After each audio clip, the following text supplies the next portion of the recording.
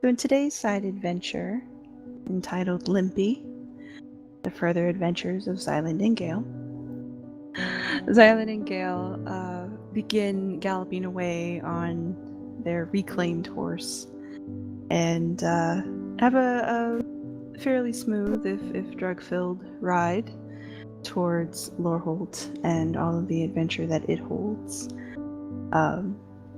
It is definitely an amusing time,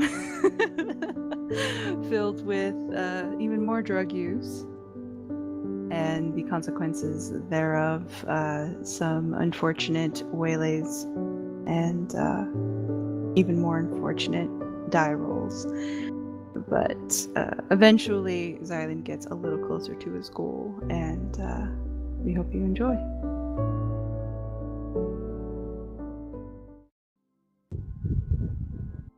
Okay. You're gonna sleep, huh? Alright, so. I have to swap out my prepared spells list at some point anyway, so. Okay. Because it's all fucked. You're recording, aren't you? Yeah. Alright. This isn't a PG thing. After dark. I'm allowed to say the F word. Are you though? Are you really?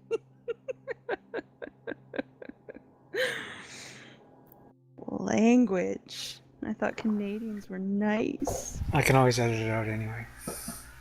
Nah. No reason to do that. Xylund unfiltered. Okay, so you got out of Sarnalacor. As a reminder. Oh, do you want to spell that for me? Yeah, I'll put it in chat.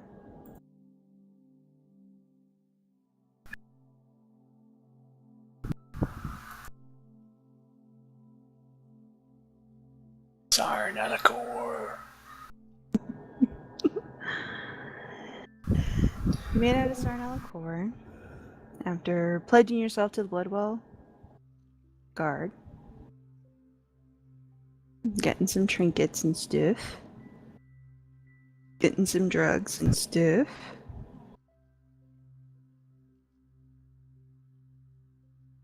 Stole your own horseback.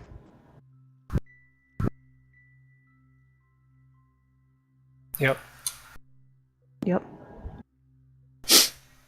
I was just making Tied notes. Gayle to your back. Oh, that's fine. Tied Gayle to you with a plan of beating the crew to Lorehold, which will be infinitely easier considering you just stole one of the two horses. The faster of the two horses. Well, the magical of the two horses, Yeah. yes. The magical, superstated, telepathic horse. Also, they don't have brown cocaine to keep them going. They do not, that you're aware of. Brocane. Brocane. I'm gonna write that down. Brocane. It just became a thing. Look for that in the wiki. Okay.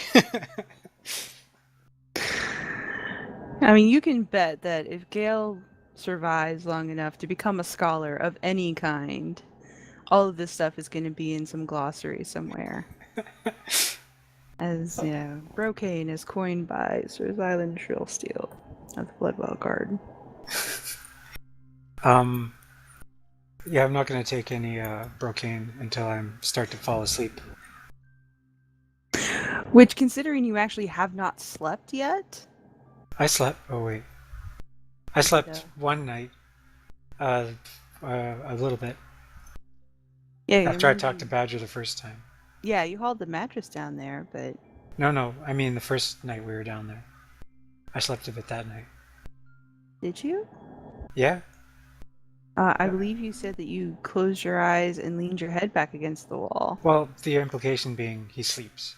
Like, not for long, because he never sleeps for long, but he slept. Alright. Whatever you say. I'm making notes of all of this for later. So you stole your horse, and you're just gonna head out of Murstone? Just I'm gonna that is follow it. the map that well, I'm gonna get a bit of distance before so my hoofbeats don't wake the place. I don't want them alerted to the fact that I'm leaving. Okay. Roll stealth check for you and your horse. Shouldn't it just be riding check? No, you have to be stealthy. But that would be riding, wouldn't it?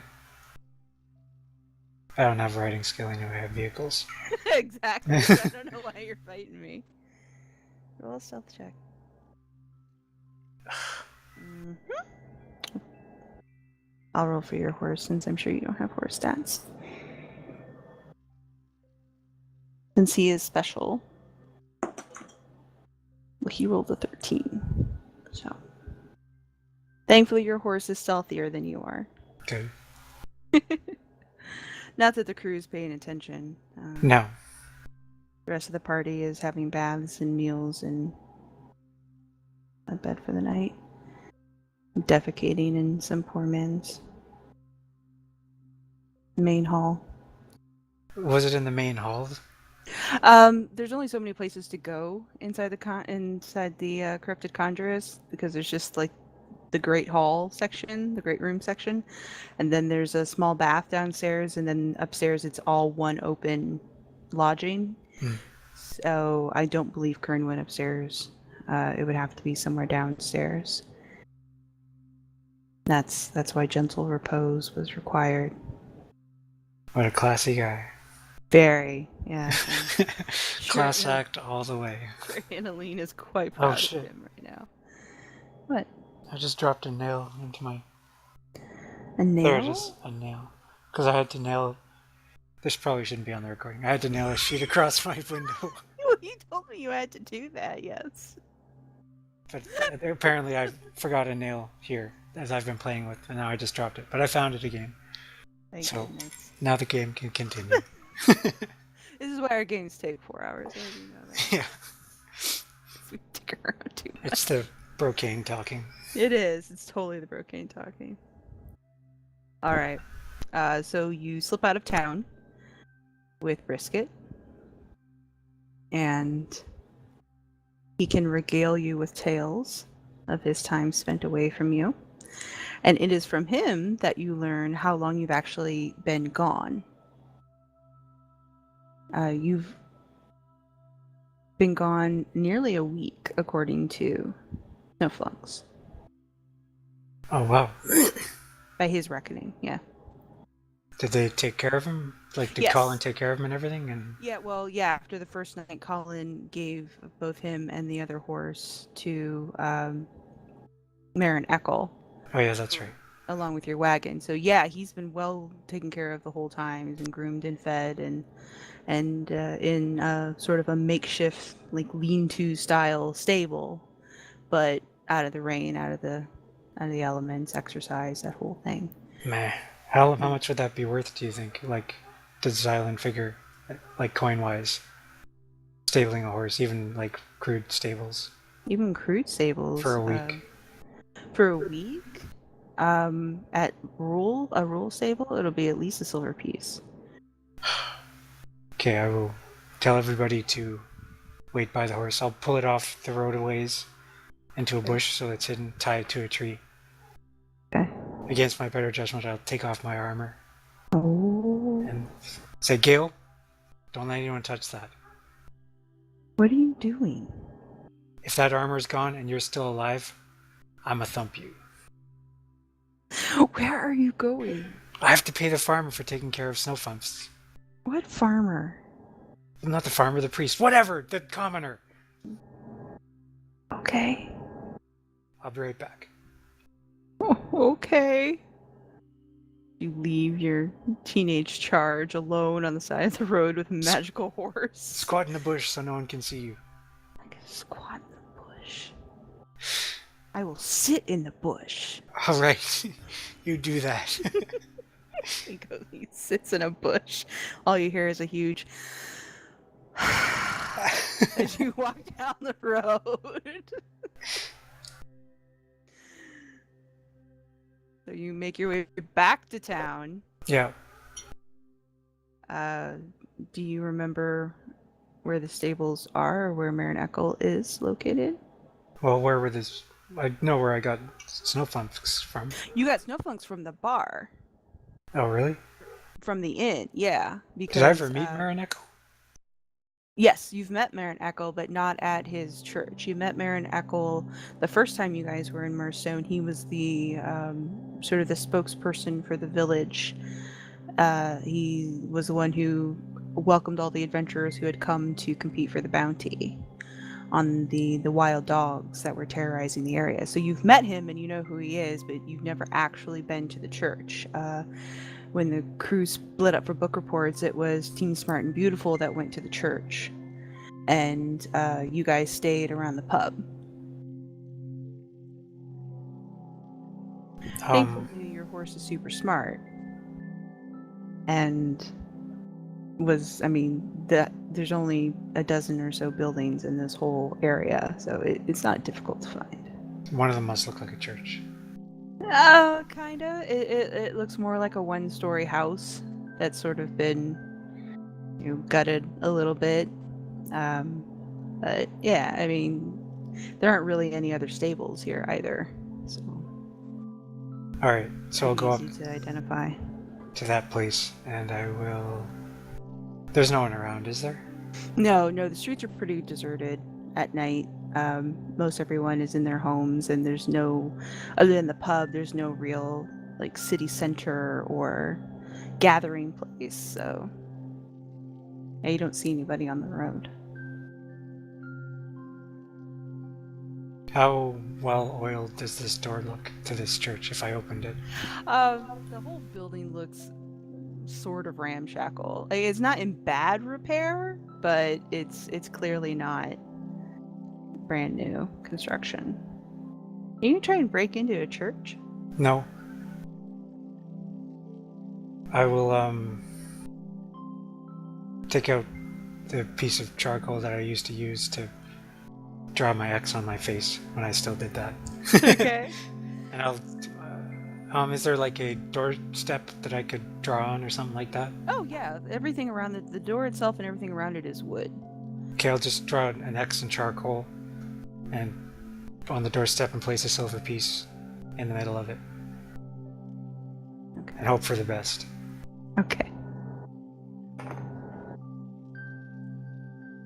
So remove that from your treasury. No. I got so many electrum pieces, Ollie. I know. I don't know what you guys are gonna do with those. You can't really spend them anywhere. Where did we get them anyway? Butterfly House. Oh, wow. Okay. Pretty sure you got the Electrum from the Butterfly House. Yeah, we did come across a big stash of shit there. Mm-hmm. Alright, so then I'll go back to my horse. Okay. And Gayle. And Gayle. Making all stealthy speed. Yes. Since there's no one actually listening for you, you won't need to make another stealth check. We know how good you are at those. Okay. Put my armor back on. Alright. So now it is past midnight by the time you've done all this, dicked around, out of your armor, into your armor. I'll try to teach Gayle how to help me in and out of my armor so that this goes faster in the future. Gayle knows exactly how. Oh, does he? Yes. Gayle knows doesn't precisely how to help. Yes. That will shorten the time. He knows exactly how to get your armor placed. He's actually really good at it. He does it without question, almost instinctually. Just makes it happen, Captain. Did you serve a knight then? Yeah. What was his name? Is that really important? Did you like him? He's okay, I guess. Was this before you joined the church? Mm-hmm. Alright, enough of this chit chat. On the horse. Okay. We'll talk as we ride. Okay, great. So he gets on the horse with you. And again, he doesn't seem to be uncomfortable, other than just being generally irritated that he's not at home. He seems fairly comfortable on a horse. So, was this a traveling knight? No. What kind of knight? He served Valwall. Who? Valwall. That's a city. Mm-hmm. Is that on the same continent as Greylock? Yeah, it's on the opposite end of Greylock. It's on the far, far east side, past the Redbone Range. It's think of it like like Night's Watch in Game of Thrones. It's a massive walled city at the edge of a continent, surrounded by mountains and swamps, and it's right where the Amaskan capital broke off the continent and now floats above. The one place on the continent you can see it from. Wow, we should go there. It's neat, but it's the whole city is patrolled and sort of controlled by the Order of the Seal. Is just a huge. It's one of the few non-religious knightly orders in Iyith. It's not tied to any particular church. It is a purely duty-driven knightly order. Are you from Valwall, or? No. How'd you manage to get that gig? You hear a big sigh from behind you. My oldest brother, soldier. When I was little, I went to serve as his squire for a year or two. Oh, is he alive? As far as I know. How'd you, he released you from service, or what happened there? Yeah.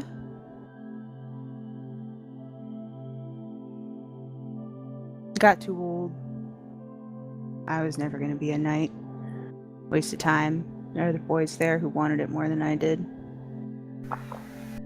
So I left. So your parents are nobles. I feel like you've told me that before. I don't know if I have or not, but yeah. Rich? Yeah. From Greylock? Yeah.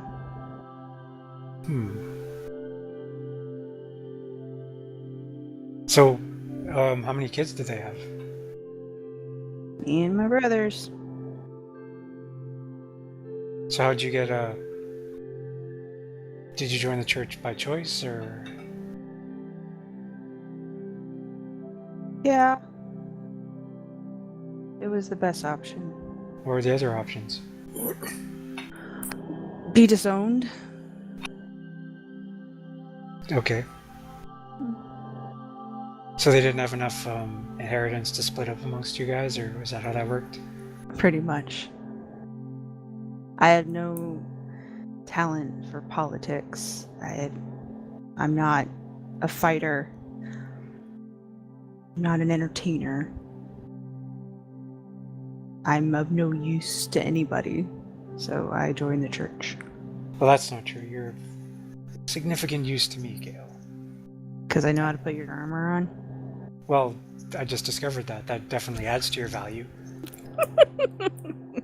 But no, I mean, this chronicle you're creating, I have a new idea. Like, I told you about the Glamratis I was going to make, if the Glamour didn't turn out to be assholes, which they did, unfortunately. But the new idea is to use this Dragon Orb technology to create pocket dimensions where we'll stage theatrical productions by twisting the laws of reality to, you know, we won't need actors, we'll just create people to act out the dramas you write, or that we write in collaboration. Maybe we'll get Lana involved too, she's a bard. And yeah, and then we'll suck people into these pocket dimensions, and they'll see how great, you know, Nisali is, and like the whole rift between magic and non-magic will be healed, and the world will be a better place, and we'll be rich. We'll be filthy, stinking rich. I will be rich. And then your family will be like, "Wow, we should have been nicer to Gayle."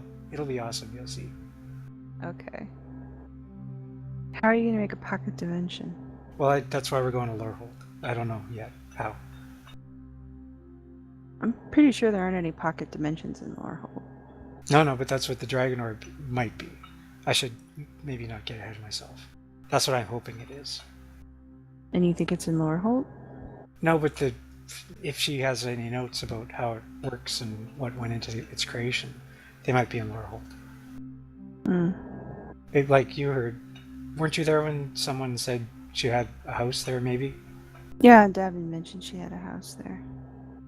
Do you know anyone in Loreholt who might be able to help us, like historical records, someone who might be able to help us find out where? They don't really have. I mean, they're not big on records in Loreholt. That city's been on fire so many times. Usually you have to find someone who knows someone who knows someone to get any kind of information. Well, you stayed with, like, nerds, didn't you? And I stayed with people. People who are nerds. You can't fool me, Gayle. I stayed at a. I mean, I took a room at an inn. Yeah, and I talked to archivists and historians, but I was studying the Cathal Ross. I wasn't studying Amber Marin. And we can go there. We can, if you want. Go where? Nerdtown? To the inn. That's where the archivists are? That's where I met them. That's where they like to drink. Most of the folks that would be of benefit to you are under lock and key. They're commodities, just like everything else in Loreholt. Slavery isn't just for the mines and the fighting pits, If you're smart, if you're capable, if you can design things, build things, make things go, then you're locked up just like any other armor or tool or bit of convenience. Who keeps the nerds enslaved then? He keeps the nerds enslaved. That's the title. Nerds enslaved. Yeah. I'm writing it down. Okay. Well, the Augmented Eye likes their nerds, I guess. They like weapons designers. They like alchemists and artificers. We're looking more for historians, though. Yeah. Not a whole lot of call for those. They tend to be freelance nerds.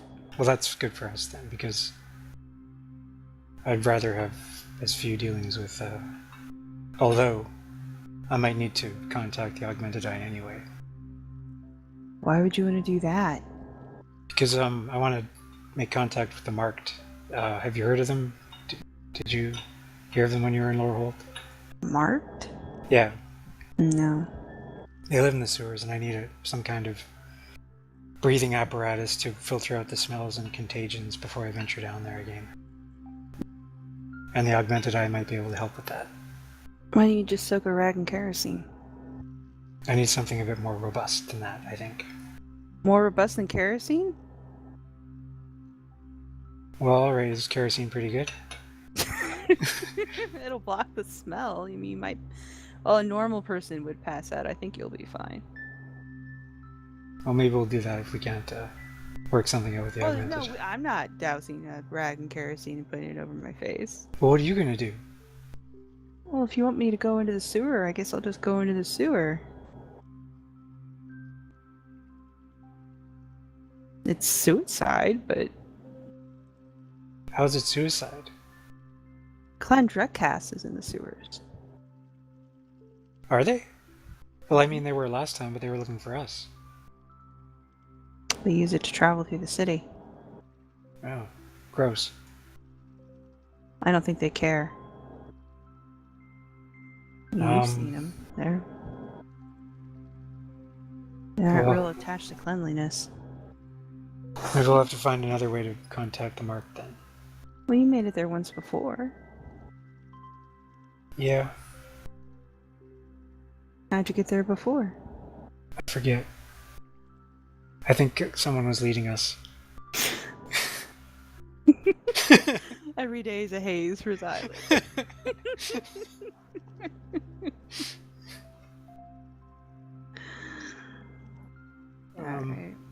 We'll cross that bridge when we get to it.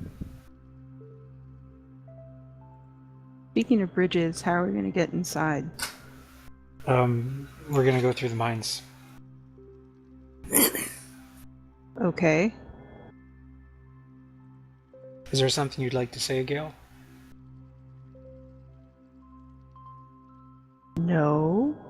Okay, good.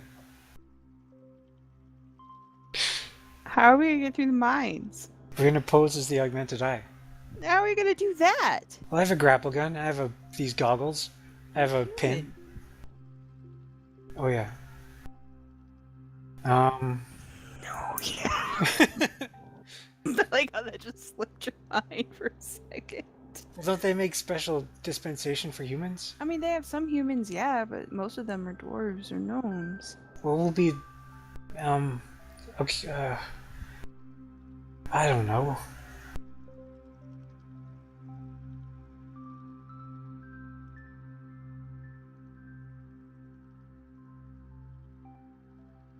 Do you have any kind of disguise spells? Why would I have a disguise spell? What spells do you have? I can restore health. I can usher the dead to the next life. I can Well, I can do protect that. people that are in danger. I can do all those things. What can you do that I can't? I can read 6 languages. Okay, that's fair enough. Good point. I know where the nerds are kept.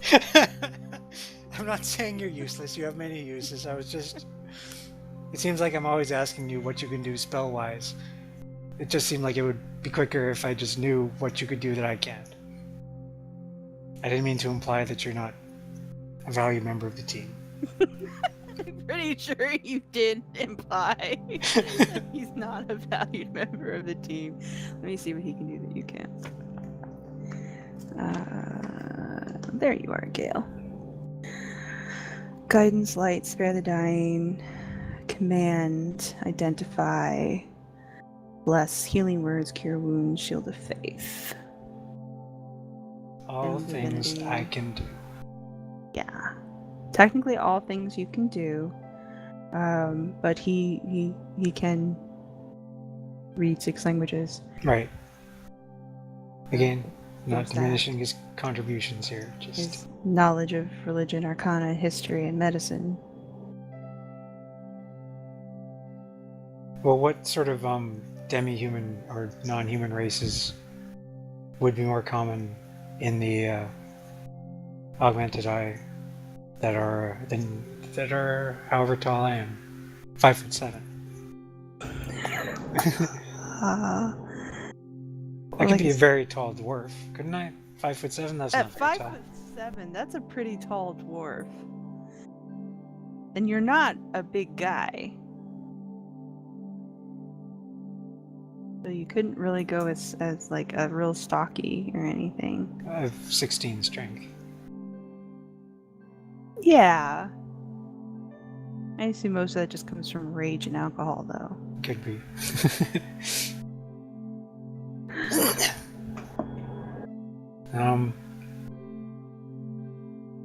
What are those half dwarfs called? Moles?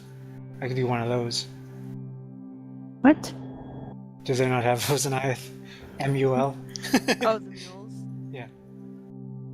They might. Well, Gale's never seen one. He's not familiar with them. has Xylund ever heard of such a thing? Oh, yeah. Oh yeah, okay. Yeah, they're more common in the mountains. You don't see them a whole lot in civilized spaces, but yeah, they I'll exist. be a mule then. Do I look at all mulish? Not really. What do mules look like? Mules tend to be taller dwarves, but they also tend to be kind of on the grayer side of things since they come from the mountains and sort of the underdark areas. They tend to have darker complexions. They usually don't have hair. Yeah. Like size and shape wise you'd be okay, but skin tone and everything else would be off. Okay, well, here's the plan then. I shave my head. We'll find a mining town or some kind of town before we get to Lurholt. Shave my head, splash ashes all over myself.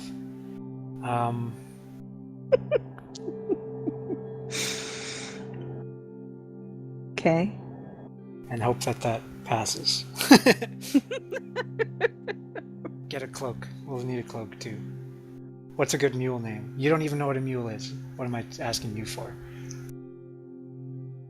I'm just thinking out loud, Gayle. Uh-huh. Well, what's a good dwarf name? Like a good dwarf surname? You speak Dwarven.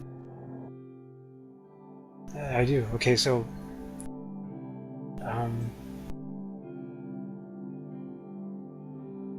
Clasm Slazarum. That'll be my name. God damn it. You better type that out. You're gonna make up ridiculous names. I at least want to know how they're spelled. That's stupid. But clearly the work of somebody who's been awake for 36 hours. Yeah. I am writing this down. It's a good thing I have it there for my own visual reference. Yes. Yes. So you're traveling through these... Oh, wait. Oh. What? Did you improve upon it? Yes.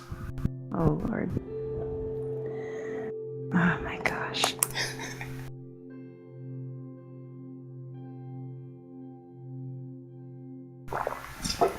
Wait.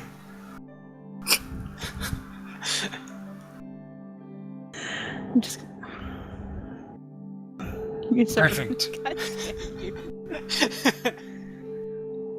I'm changing it. That's it. That's it there.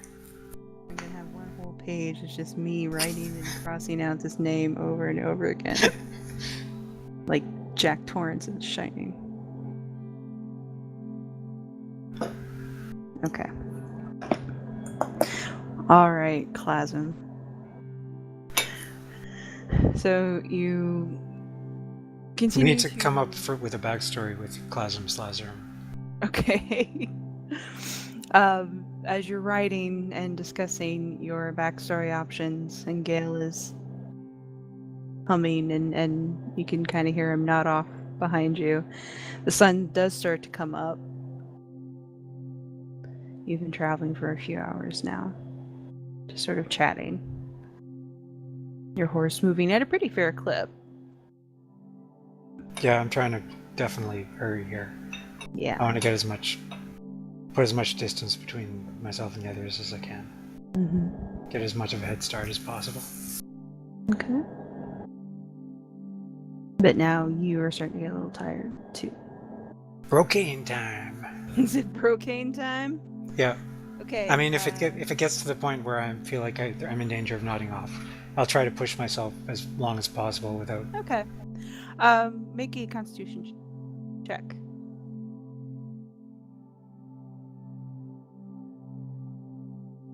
Check. Yeah. Yeah. Yay! All right, so you're able to go a few more hours. Gale's kind of nodding off because he sleeps like a normal person, and he doesn't have any brocane, nor would he take any. But you're doing fine. You're doing just fine. You don't need sleep. You don't need nothing.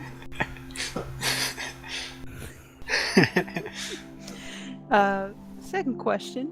Does Xylund have any food? Does Xylund have any food? Because Gayle...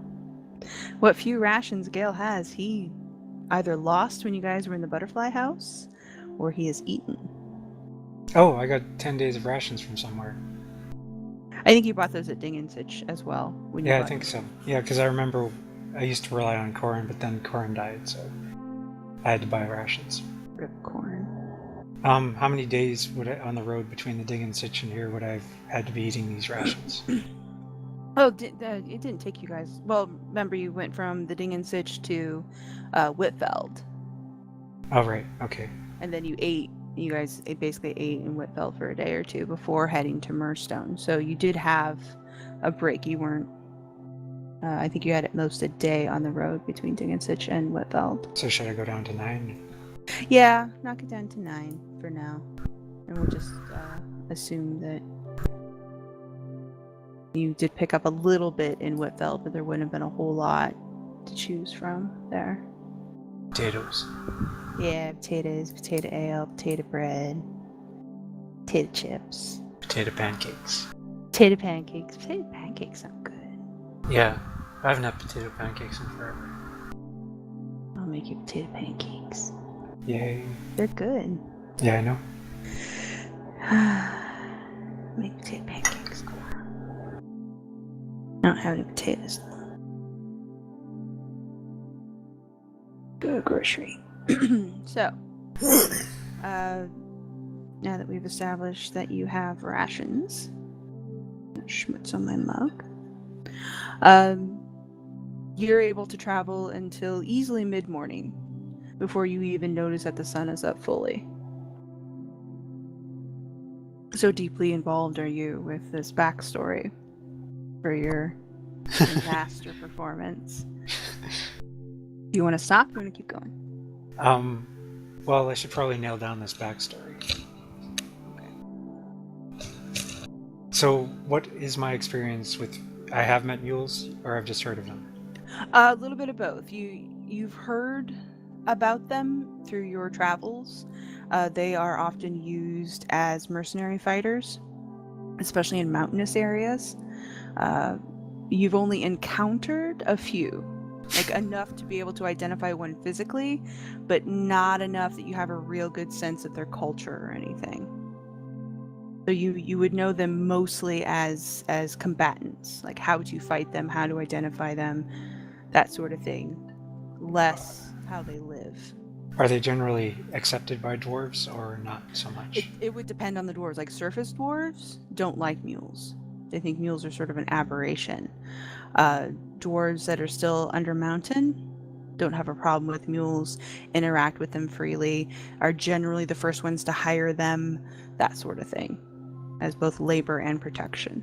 But the Augmented Eye would probably qualify as surface dwarves. Augmented Eye are most definitely surface dwarves. So they would be anti-mule. Probably, but they also control 95% of the mines in Redbone Range. And while they own those camps, they don't necessarily have day-to-day control, or at least they're not paying attention to those camps. So I could say I worked in those mines at Redbone Range. Mm-hmm. Why would I be coming to Laurel? Lucia gave you some suggestions, but... Did she? Uh-huh. Can I make an intelligence check to remember what they were? Mm-hmm. And for this only, because you succeed your constitution, I won't give you a penalty. Yay! Yay! I also took out my fairy just for that. You need to start saying that shit before you roll. You can just assume that every time I have to think, I'm like think really hard, I'm just boop. Okay, but I'm gonna assume it's still out if you find anyone else on the road. I put it away. Okay. Assumptions go both ways, man. Yes, she suggested, especially with the entrance that she gave you, because it is so close to the mining camps, that you present yourself as some sort of trader. That's where the door that she directed you to is where folks would often come to trade, but do so more on like a wholesale thing, not iron markets type of trading, but more directly selling to the eye or directly selling to the lunar tide. So she suggested you present yourself as a trader of some sort. So not as an actual member of the Augmented Eye? Somebody who's loosely affiliated. I mean, she gave you the pin as a way that people might not ask you as many questions. But even the pin's going to look kind of out of place on you because it's gnome size. It's small for you. So it's going to look out of place no matter what. So it was given to me by a gnome, a cave gnome, who works in the Redbone Mountains. That's the name, right? Redbone? Mm-hmm. Redbone Mountains. Member of the Augmented Eye. I'm being sent on behalf of... What am I selling? I have no idea what... Ores? Like I'm selling ores. We have many ores. Would you like to buy our ores? Oh my god. This is the world's best plan. This is why it would be so much nicer if I got along with the charisma rogue. Well, the charisma rogue is hitting on the wizard back at the pub, and you just stole their horse. My horse that they decided they were gonna steal from me. Okay. Redbone Range. Okay, so I'm here on behalf of Viznik Super.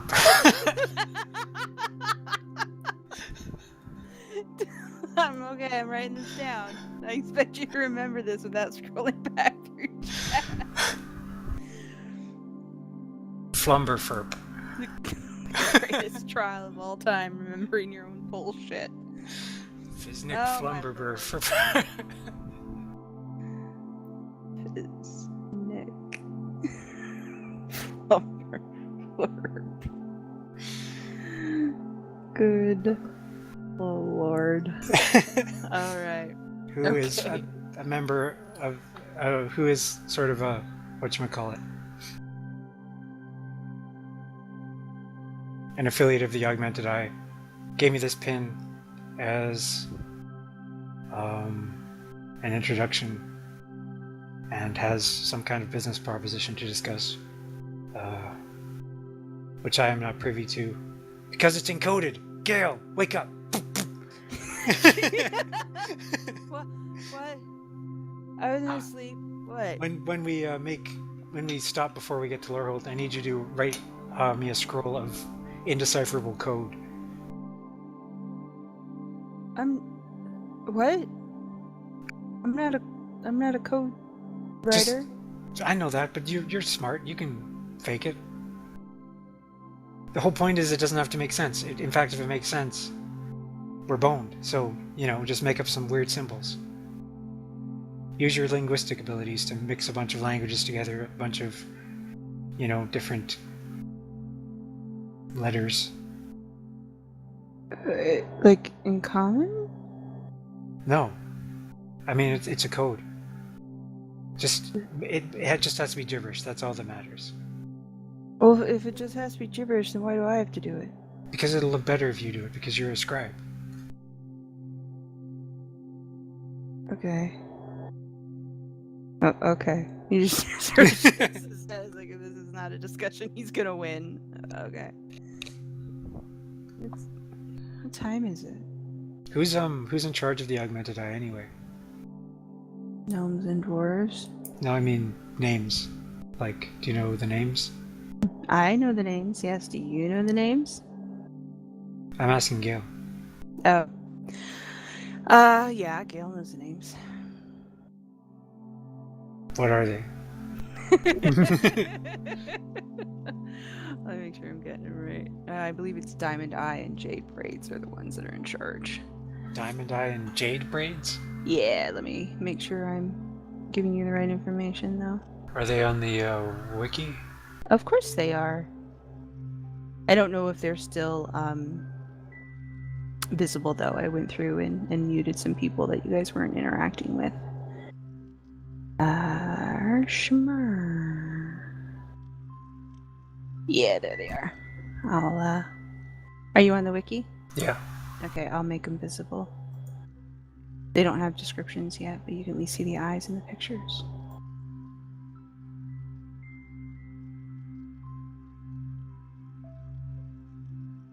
That is Balbier Diamond Eye. Oh. And He's cool. yeah, he is actually. He's crazy, but he's cool.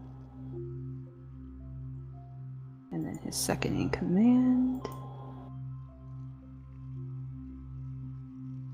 They'll gain Jade Braids. What's her first name? Is Oh, what's his first name? Thilgain? Say it again. Thilgain? Ilgain? I'll type it. Do you not see Well, I him? don't see him. TH. Starts with the TH. Look Okay. towards the bottom. There we go. Dogen Jadebraid. I think Diamond Eye would be more impressed by my goggles than Jade Braids. Just going by their pictures. Alright. So we're being sent to make contact with although, do we know what their roles are? Gayle, do you know what their roles are? What are they in charge of each? They're in charge of everything. But are they do they have separate areas of in chargeness? I don't think so. I mean, they're usually talked about together. Okay, so the gnome would probably want to contact the gnome, so we'll just say that Fiznik Flumberferp sent me to offer.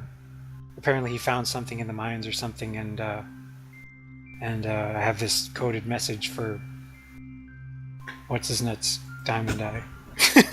Balvier Diamond Eye. What's his nuts, Diamond Eye? The infamous What's his nuts, Diamond Eye. And I'm Klasm Slazerum, the mule. But okay, so that explains why I'm there. But we probably don't need any more of an in-depth backstory than that, do we? I don't think so. You'd always bribe the guards. Well, it's too late for that. We've gone too far down this road, Gayle. I can't just discard this lie now that I've thought it all up. Actually, intelligence check.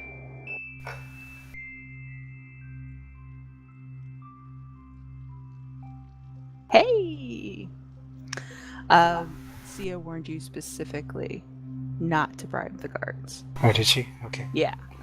She said that door was usually guarded by red cloaks and not to try to bribe a red cloak. Okay, I think, yeah, actually that does ring a bell now. Yeah. Alright, so I feel good about this. You're looking out on these intelligence checks, I'm just telling you. Yeah. That's 2 20s in a row. I know! Wow. Your fairy is with you today. Alright, so we keep going. Okay, so Gayle kind of nods back off after a little while on the horse as he jostles away. Go ahead and make another constitution check.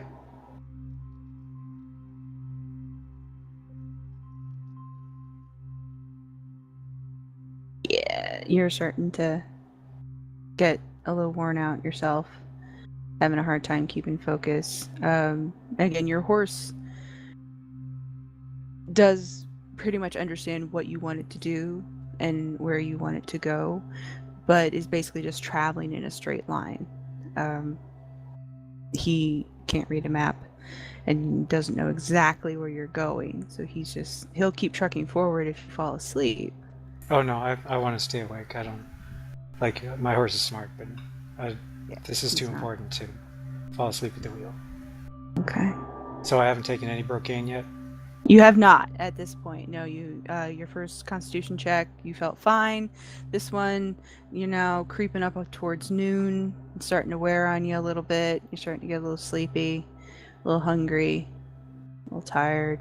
Okay, we'll take a quick break, eat some food, and I will snort some brocane when we set out again.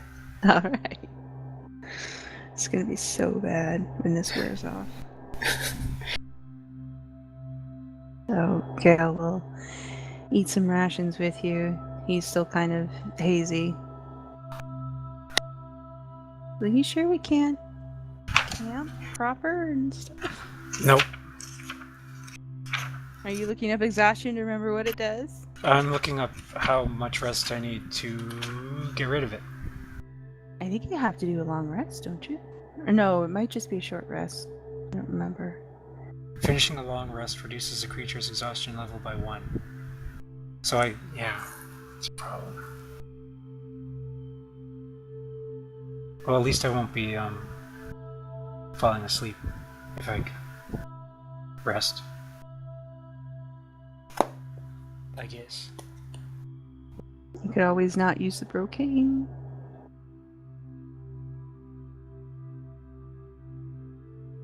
You want to use it though.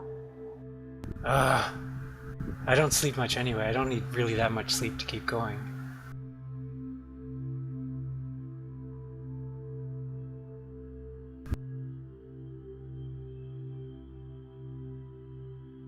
Because it would be bad if we got right within sight of Lorehold, and then when I crashed, like I was out for 24 hours. That would kind of fuck everything up.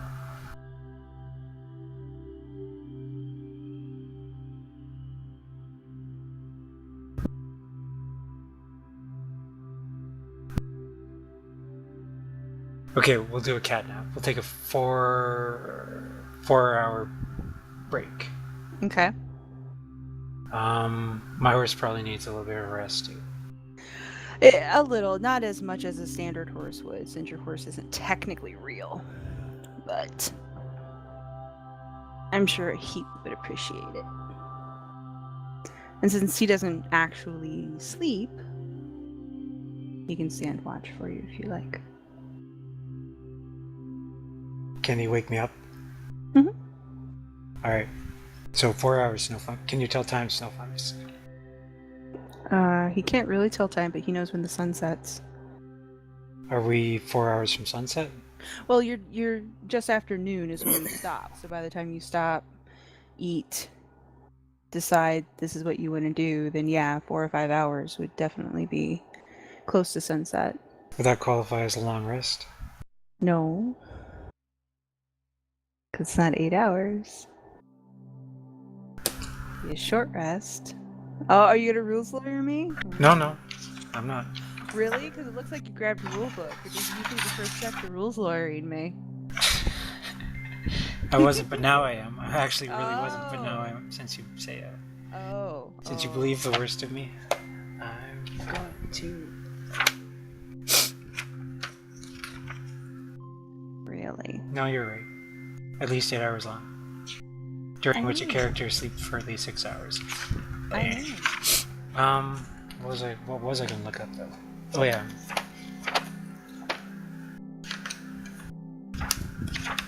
You did say you wanted to change your spell list.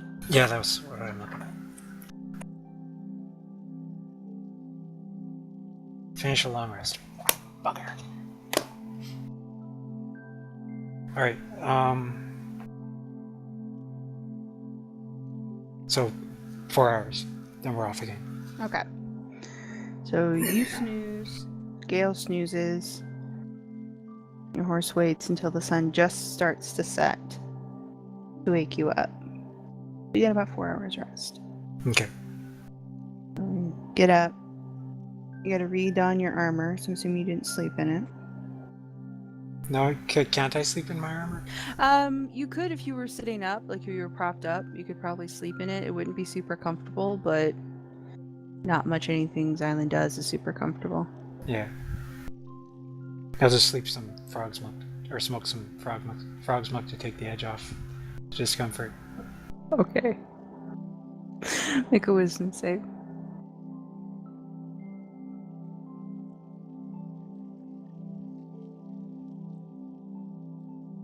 Okay. Barely. Barely what?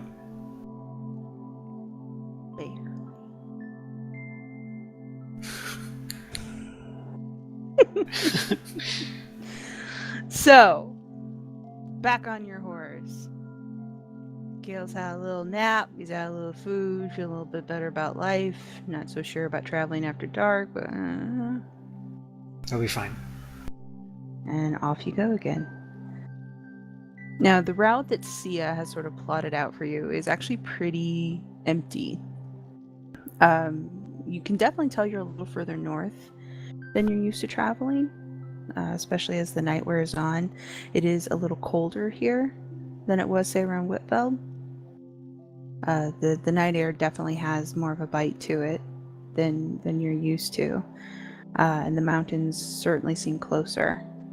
She seems to have you sort of going in a northeast trajectory, and the trails that you're on are barely hunting trails. They don't appear to be widely used. But the trees that surround you aren't super thick either. This definitely isn't treaty woods. These are areas that have been logged out and regrown and then logged out and regrown. This is an area that's been conquered by people and barely allowed to come back. Okay. But you still don't see anybody. You just get the usual night noises and that sort of thing. You're pretty alone on the trail.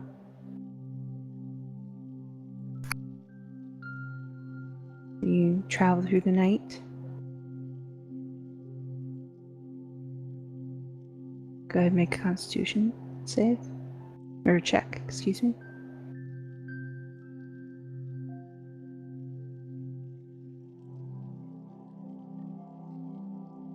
Ruh-roh. Apparently your nap wasn't quite sufficient. And at sometime past midnight, you do start to nod off as Snowflunks continues to careen down. Oh goddamn! We just slept. Okay, broke in time. Stop the horse. I don't want to spill this stuff everywhere. Okay. Snort my first dose. Oh gosh. Alrighty. Wisdom save.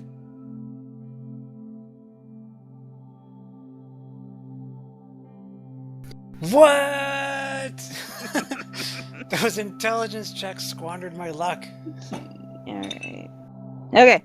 So you take a hit of the brocane. You are instantly awake. Instantly. You got shit to do. Let's go.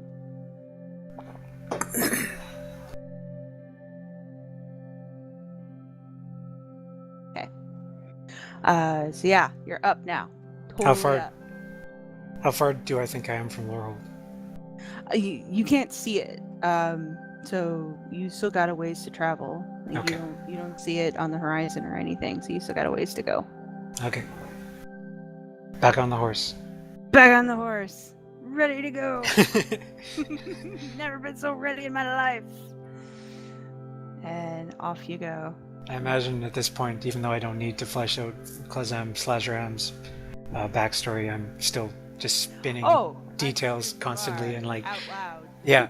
Yeah. Talking to Gayle even if he's not listening. Gale's not even registering that you're speaking any longer. He's trying to get some sleep as you careen down these narrow ass paths, coked out of your mind. It works though. You get all the way till dawn, feeling great, no problems. Horse is going strong. This is wonderful. Why didn't you think about this before? This is clearly the way to do things at all times. Make Constitution check. Come on. Do I have anything for this?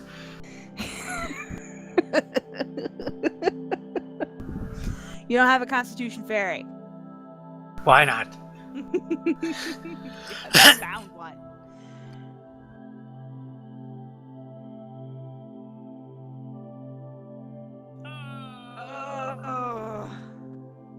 Your hands are shaking a little bit, but that's okay. That's fine. That's fine. There's no problems here.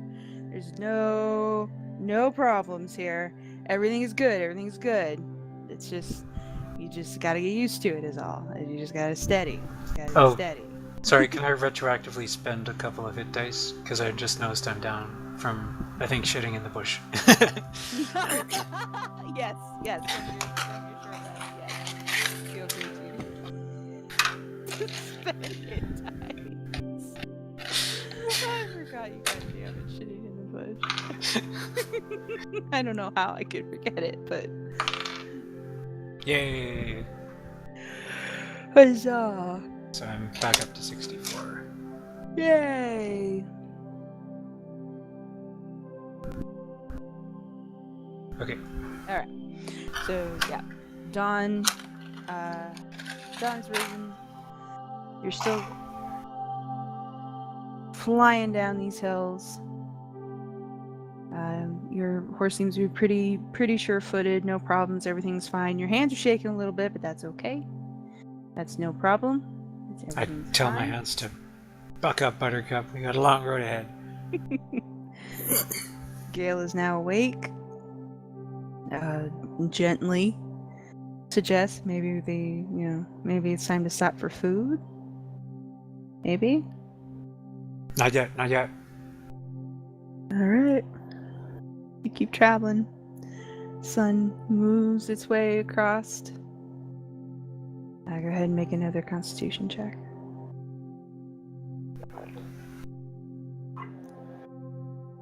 Yay! Alright. So things are evened out. It's fine. This is all fine. This is all fine. This is all okay. It's good. It's okay. But as the day continues on, past noon and into early afternoon, you do feel the effects of the drug start to wear a little bit. You're not feeling as bright-eyed and bushy-tailed as you were, last night. Things are slowing down. The colors aren't as bright as they were before. Seems like your horse is moving slower for some reason. Ask Snowfunks how he's feeling. He's fine. Okay. He's trucking along. But now you have one level of exhaustion.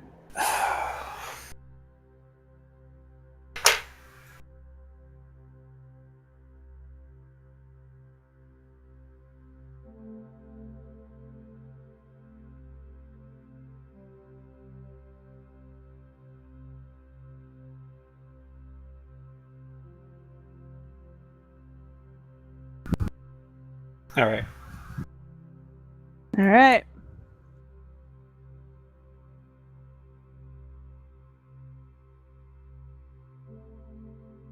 I don't like that smile you got going there. You're planning something. What? I would never. I don't know what you're talking about.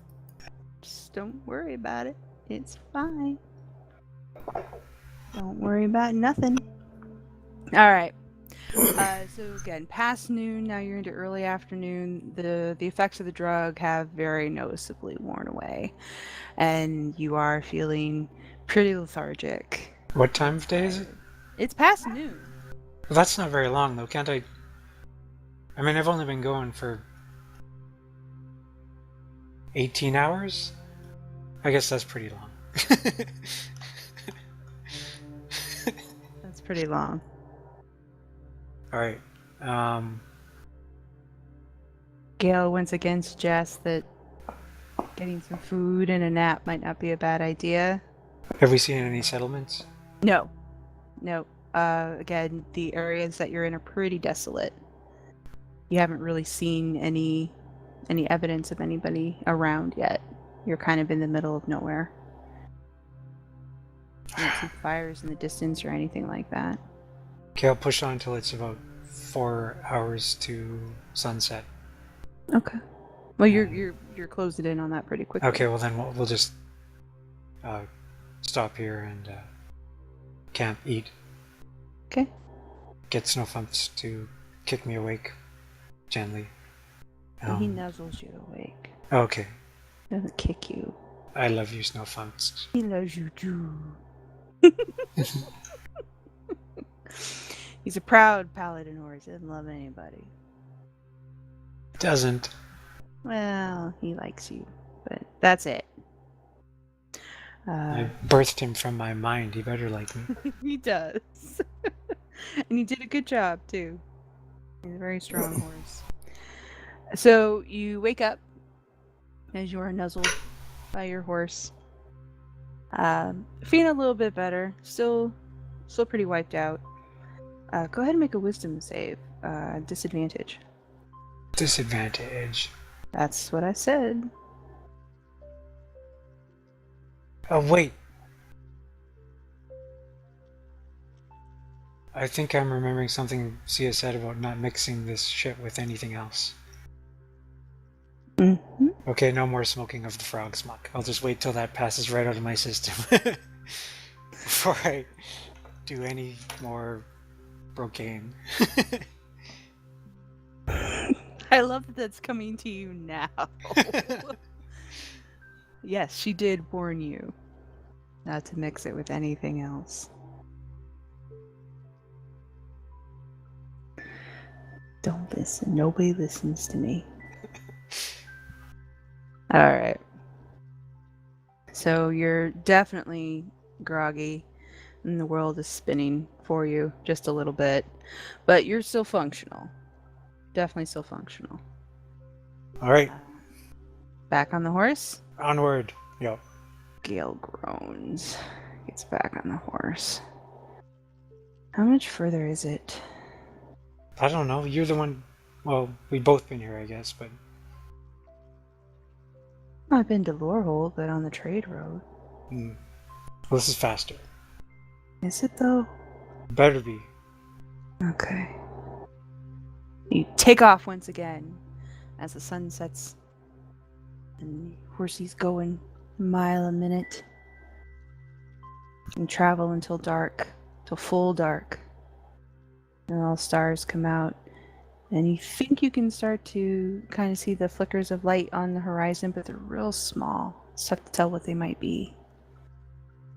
Make a constitution check. Yay. Yay! Oh, wait, with disadvantage. Still. No, Not bad. No, just fine. Just regular. Well, I do have Oh, that's right. You're exhausted. a level of exhaustion. So that's still fine. Eyes are open, so you can see all the stars, and you hear sort of the night noises of everybody. You pass through one more night, undisturbed. Getting lucky as far as that goes, anyway. Yeah, it's like I said, it's pretty empty out here. It's pretty desolate so far. Dawn breaks once more. Gayle begins to mutter about food almost instantly. God damn it, Gayle. From the minute he's awake, he wakes up, starts talking about breakfast. You only really need one meal a day, and you get your one meal a day. Really? Once we get to Lorehold, I'll set you up in an inn. You can have baths and comfy bed and all that shit. It'll be awesome. You ever been to an inn in Lorehold? Yeah, it was awesome. You were in an inn in Lorehold? Yeah, it was a whorehouse. Basically an inn. You were in a whorehouse? Well, they had baths and beds. Well, It's an yeah. But they're generally nicer than your average inn in Lorehold. By the way, I don't want to pry, Gayle, but have you ever, Let's not talk about this right now. Because... Like, no, let's just not do this. I won't talk about breakfast ever again. We just not. I think you're gonna have a pretty good time in Lorehold, Gayle. God, Pretty good. you just feel the embarrassment rolling off this poor kid in waves from behind you.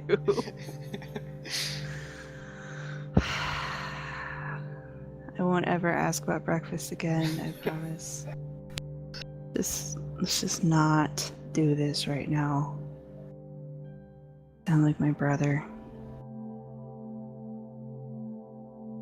So you continue on, past dawn. Horse is still going full on, and now you can begin to see on the horizon in front of you the sort of the peaks of the Redbone Range. And nestled in them, you can start to see the tops of the buildings of Lorehold itself. The heart of Lorehold is a massive fortress. It's where the Augmented Eye live currently. And you can start to see the outline of the very highest spires of that fortress. And The Augmented... Sorry, I don't mean to interrupt you. Yeah, The Augmented Eye live in the largest fortress in Lorehold? Yeah, because they control it. They're currently on top in Lorehold? They are the arms dealers, so they control 90% of the weaponry. Okay. In Lorehold. So they currently hold the fortress, and they have retrofitted it so that it is basically just a massive, impenetrable camp for them. They've got dragon killers on the walls. They've got cannons. They've got gunpowder weapons. Ooh. They have the most advanced weaponry, as opposed to like the Tide, who has some weaponry. They have some gunpowder weapons. Most of their weapons are clockwork. They have some alchemical weapons, but mostly the Tide is in second place because it has the most bodies. Given its general rule of instead of crushing other gangs, they tend to absorb them. Okay. Sort of bring them on and make them vassals instead of wiping them out. They have a huge network of much smaller gangs that they rely upon. So they have the bodies, but the Augmented Eye's got the toys. Okay. And they're constantly going back and forth at one another over that. The Tide would love nothing more than to take over the fort, but so far it's not happening for them. They just sort of content themselves with controlling the money while the Augmented Eye gets to control the tech. Okay. There's your lesson on Lorehold for today. So yeah, you can see the very top spires of the fort. You can see the walls of Lorehold and the dragon killers there, and sort of the fires of the warrens, and yeah, it's not The fires quite there. The Warrens? What are the Warrens? The downturn. It's where all the poor people live. Mm-hmm. You guys were in it briefly when you went to the land of Falarun, Right. across that river, and then you had to come back. You had to go through the slums to get there. I remember, yeah. It's called the downturn. So the Warrens of the downturn. The Warrens of the downturn. Okay, got you. I didn't. Okay, yeah, go on. Yeah. So yeah, you can start to see that in the distance. Cool. Getting closer. So do I see any other settlements or farmhouses or anything? Not so far. The road is starting to get a little wider, though. And you can see what looks like to be tracks and other signs of industry along them. Whether they're trade carts or mining carts, you're not really sure, but it's starting to look more and more like a currently used area as opposed to one that was used and then moved on. So you're probably within a day of actual people contact. You just gotta keep trucking. Full day. Well, maybe. You're definitely getting close to Lorehold, but you're still a ways out. And what time is it? Big city. Excuse me, and not quite noon. Alright, we keep on going. Keep on going. Gayle sticks to his word, does not mention breakfast. You can just feel him sort of slumped up against your back. I tell him to reach into the pack and grab some rations and eat. I can't eat when we're moving, I'll get sick. You'll be fine. No. I cast heroism on him. Okay. So you cast heroism on Gayle. You'll be fine. You can do it, Gayle. Eat! Gayle reaches into the bag. And pass something up to me, too. Big strappy teenager sigh. He hands you some rations. He eats some himself. I'm gonna roll a constitution check for him. What is his constitution? If he pukes, I'm gonna be so upset. I know. That's why I want to roll it. I want to see if he throws up. Let me get his character sheet. Should have this posty noted so I can find him easier. There he is. Gayle. Oh. That's not good. Alright. He has a -1 modifier in his constitution, just Great. Just so you know. Well, what is heroism? Just makes him brave. It doesn't actually buff him in any way, right? I'll look it up. Willing blood. Immune to being frightened. Gains temporary hit points. Yeah, that's it. Alright. Just checking. I just wanted to encourage him to eat the goddamn food. He did. He ate the goddamn food. Yeah, so mission accomplished. And then You better not puke it up. Oh, he rolls a 4. Oh my god, Gayle. So you hear a retching behind you. What are you fucking doing back there? So for a couple minutes, all you hear is this boy retching. Well, I stop the horse when I hear him puking down my back. No. He's facing away. He's facing Okay. away. Yeah, he's facing off. Still, he's puking into Snowfump's tail. He is. He is absolutely puking into Snowfunk's tail. He's retching pretty hardcore back there. You still stop the horse? Well, I stopped the horse, yeah. Okay. And poor Gayle is just hanging on to your horse's butt for dear life. And yeah, he did. He's just thrown up all in Snowflake's tail. Does he have a cloak? Who, Gayle? Yeah. No. He just has Jedi robes. Does he have any kind of blanket? No. Nothing I could clean the puke out of No, Snowfump's tail. He's got his clothes. He's got a pack with minimal stuff in it. He's got his books that are bound by a belt, and that's it. That's all he carries. Is there any water around? Like a stream or... Not this far north. At least not that you can see. Goat buggering Gren and Gayle. As soon as we hit a stream, you're washing Snowfump's tail. I told you I got sick. I guess I'll listen next time. Do you want some frog's muck? No. God damn it. He's got puke on his pants, and I mean, you both look awful anyway. Like, you haven't had a bath. So now he's covered in puke, you're covered in blood and mud and poop. So this is gonna be entertaining. Neither of you smell very good. Fuck.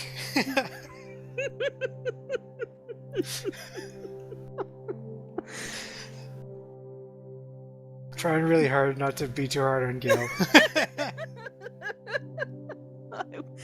He has a -1. He tried. So I had to grab some grass and tear it up and do my best to wipe as much of the puke out of the tail as I can. Okay. I'm so sorry, Snowfumps. Your poor horse is not amused. My poor celestial horse. Yeah, I know. This poor came proud from the steed. divine realm Exactly. to get puked on. Summoned to be a divine creature's mount, servant of the gods, here to right wrongs, and he's getting puked on by a It'll get better, buddy. It'll get better. All right, back on the horse. Yep. All right, back on the horse. Yeah, you continue on your way. It is, you go through the afternoon, and the woods are starting to thicken up a little bit, and the trail that you're on is definitely getting wider and looking more used. You see very definite signs of logging drifts, the things that they pull logs on. Yeah. And horse hooves, and other deeper tracks that are probably small wagons. So you're getting to a populated area. Lorehold is looking larger on the horizon than it was. You can't quite see the lights of the city, not quite yet. But you can see little pinpricks of light off to, again, this northeastern trajectory that you've been on. You'll have to kind of break from the road a little bit to get there, but you can see them on the distance as the sun starts to get close to setting. So this road I'm on, it'd probably be pretty easy to find if I left it, since it's wider now. Yeah, it's the trees here are pretty sparse, and while the forest is a little thicker here than it has been, it would be real easy to find this road. It's the only road here. Okay, I'll try to head towards this settlement Okay. nearby. And you get there fairly quickly, just as the sun is starting to set proper, with a miserable gale moaning softly. Do I figure I'm close enough to Lorehold that I'll reach it tomorrow? You should reach it tonight. If I kept going... No, I meant Lorehold itself. Oh, Lorehold itself. Yeah, you should be able to reach Lorehold or probably noon the next day if you kept traveling at the pace that you're on. If I kept traveling all night, or Well, if you've been taking your naps, if you took another nap, you could get there by noonish the next day. If you traveled all night, you could be there by dawn. if I slept all night, though, if I took a long rest tonight. If you took a long rest, then you'd be there by sunset, just after sunset.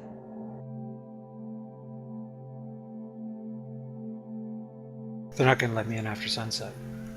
It would be more difficult. Especially with the ruse that you have set up where you're delivering a message, it would be unusual for you to come after dark. Okay, so I will, I guess, go to this settlement. Try to find an inn where we can clean ourselves up and clean the puke out of Snowfunk's tail.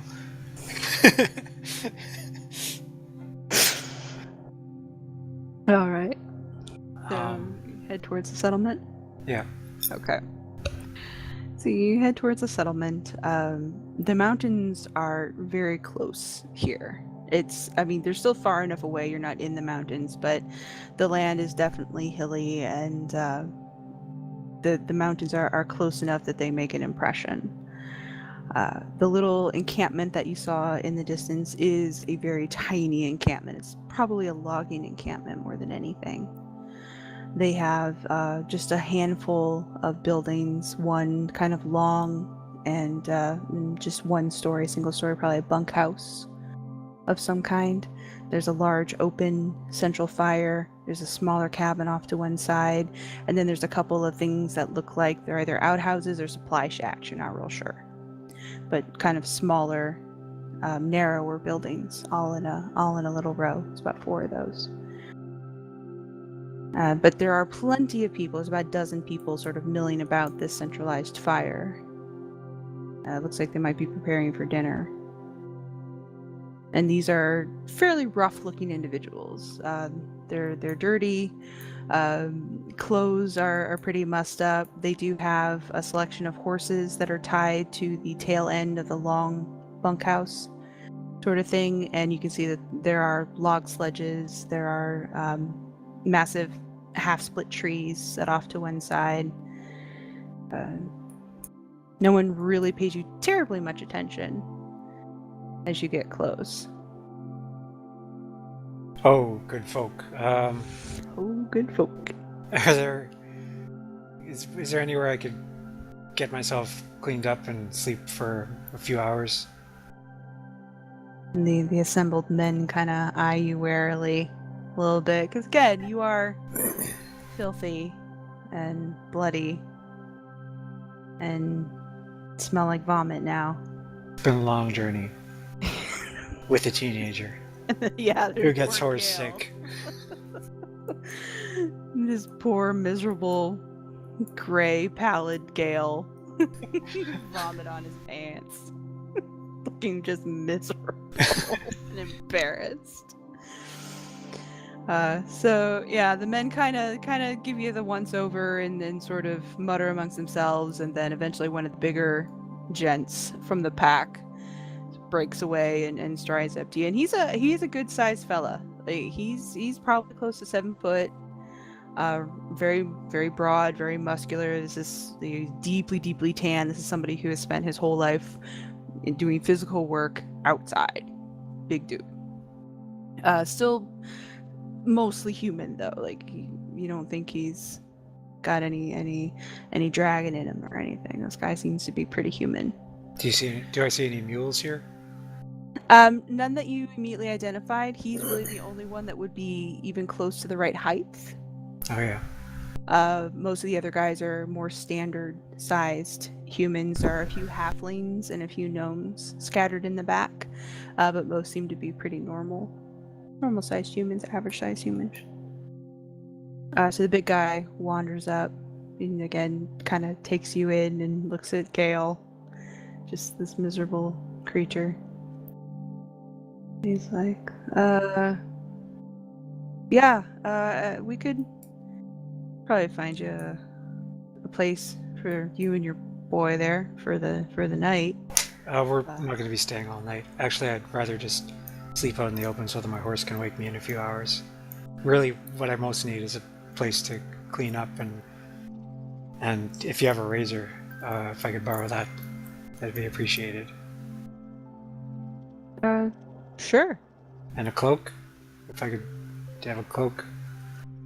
I think we could have maybe some tarps. We're not real in the habit of giving our supplies away. No, not giving, buying. I mean, I would buy it.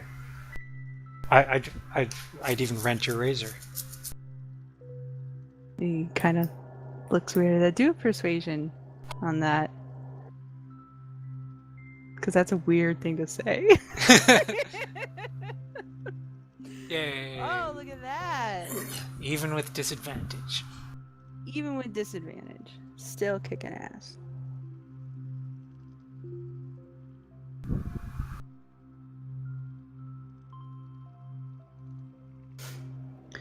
And he's like, okay, all right. Yeah, we can get you some water to get cleaned up, and the razor shouldn't be a problem. How much were you thinking of spending on our tarp? Well, I prefer a cloak. Can't help you there.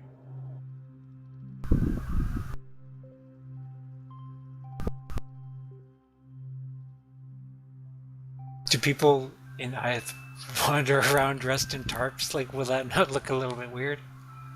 That's gonna look weird. It's gonna look weird. But it's the only cloth they seem to have. Either they may just not be willing to give up their personal possessions.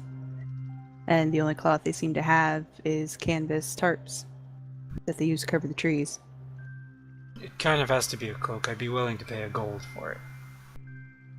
And that causes a small stir among the assembled crew by the fire. And the big guy kind of looks back and seems to be having a wordless discussion with his comrades.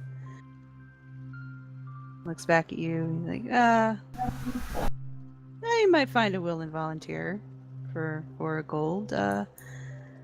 Let's get you and the boy cleaned up first, though. We'll see what we can scare up for you. All right. So go ahead. Now that they know that I'm loaded, I am keeping a very, like, I'm never leaving my money pouch. Like, it's always on me. One hand is always on it. Like, you know. Okay. Yeah, that's not a bad plan. One hand on the money pouch, the other on my mace. Okay. All right. So the big guy leads you to those outhouse-looking buildings and opens one up, and it's actually a storage shed. But it's got some bowls and stuff in it, and some wooden buckets, and he grabs a bucket. And he's like, if you boys want to just stay here a sec, I can go draw you some water and fetch that razor for you. He walks away. Leaves you and Gayle standing at this shed. I keep an eye out the door, and I tell Gayle to wash up. There's no water yet. Oh, okay. You're waiting on it. Well, I'm keeping a watchful eye out then. Okay. Go make a perception check.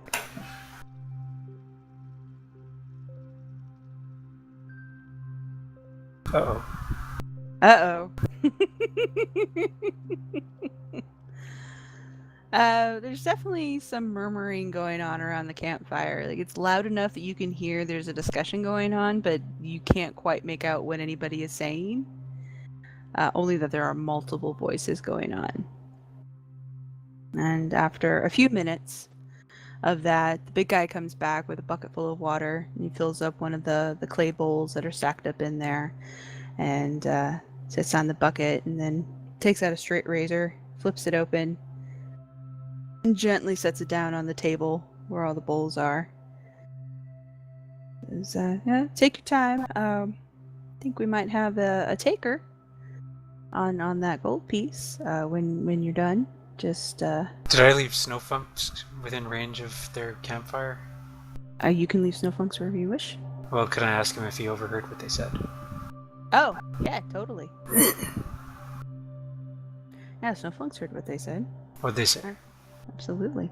Well, he said that there were several men that were discussing selling their cloaks that were about your size. There were 2 gnomes bitching because they wouldn't be able to get a gold piece because their cloaks wouldn't fit you. Oh, okay. There was one conversation about the boy being a bone reader. Did we ever figure out what that is? A bone reader? Yeah. It's just a layperson's term, like a slang term for a cleric of Derelai. Okay, that's right. Somebody who buries the dead. Right.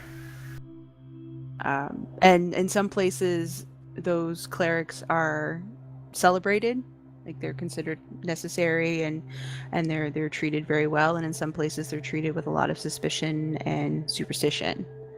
So nobody would ever hurt Gayle, but he might freak people out depending on where you guys are. You know, some people are just tripped out by morticians. Right. That sort of thing. So, yeah, there was a conversation about Gayle being a bone reader. But overall, it seemed to be fairly innocuous. There was a little grumbling in the back that seemed less than friendly, but they seemed to be in the minority. Okay. So now that we've got our water, I'll tell Gayle to wash himself up. Are you gonna watch? No, I'm gonna shave my head. Okay. Oh, is there a mirror in here? Nope. Could I get a mirror too? They don't have a mirror. Mirrors are expensive. Yeah, you're gonna have to shave my head. What? I'm letting you use the tub first. I'm gonna be washing myself in your filthy water. There's more than one bowl. Oh, okay.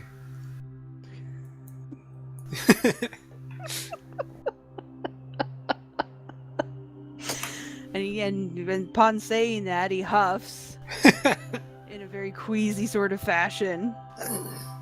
We're almost there, Gayle. He's a miserable creature. And he takes the stack of bowls, and he picks up the one with the water in it, and he hands it to you for a second, while he, takes another bowl off the pile, puts the others on the floor, and sets it up so it's now a double sink sort of thing going on this table. And he takes the bowl back from you, and he splits the water between the two. Was that so hard? Good job.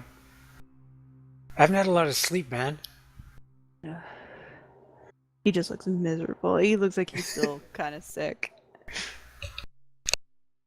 Frog smoke would clear that right up. Not that I want to corrupt you, but... I'm not... You know what? I will. I will take you... Yes, let me smoke frog smoke and then shave your head. No, after. No, I think no. After. This is a real good After. idea. Once we get set out again. The best idea ever. No, once we get back on the horse, then yes, you can have some frog smoke. Oh, no. It's not near as fun. He starts to wash his face. And starts dabbing at the spot on his pants. Well, let this be a lesson. Adventures aren't always fun. Sometimes they're serious business. He doesn't even want to look at you right now. Starts muttering to himself in a language you do not understand. Probably about your mother. So finally he kind of cleans himself up a little bit. He's not as bloody and muddy as you are because he didn't have to fight. He got to help out Sia and Kern. But he gets the puke cleaned up at least. He washes his face, attempts to kind of comb his hair out with his fingers and no mirror. He's got his little... assist him in his attempts. Scrappy goatee going on. It's a sad state of affairs for Gayle. How do you feel about that? I sort of motioned towards his goatee. What do you mean? Well, I mean, we could get rid of that if... Does it need... Does it... I don't... Well, I'm just wondering if it's a result, if that's the only facial hair you can grow, and it's just that you haven't shaved in a while, or if it's a stylistic statement, if you're, if it's intentional, I guess. I haven't shaved for a while. Well, do you want me to get rid of it? No. So you like it? I'll pay a barber. You're a goatee guy. Sure. Gayle the goatee guy. Go buggering, Grennan. Alright, you want him to shave your head? Yeah. After I've insulted his goatee. Exactly. You're gonna hand this man a razor? Alright. I'll make sure I'm facing the campfires so I know what's going on out there. You can't technically see, you can see the flicker of the campfire. You can't actually see the physical campfire because of the way the door is open. It blocks, but Snowflunks is still where you left him. Okay, well. And you've got a telepathic link with him, so he can see everything. Are you gonna wash yourself up at all? Yeah, after I have to wash the hair off after he's done. Okay, so you're gonna wait until he... Yeah. I should really get a post-it note and mark Gayle. Are you gonna make him do a dexterity check to shave my... Oh my god. And his dex ain't much better than his constitution. Gayle is not a man of many talents. Got one. He's super smart. That's cocked. And my glasses are in the way.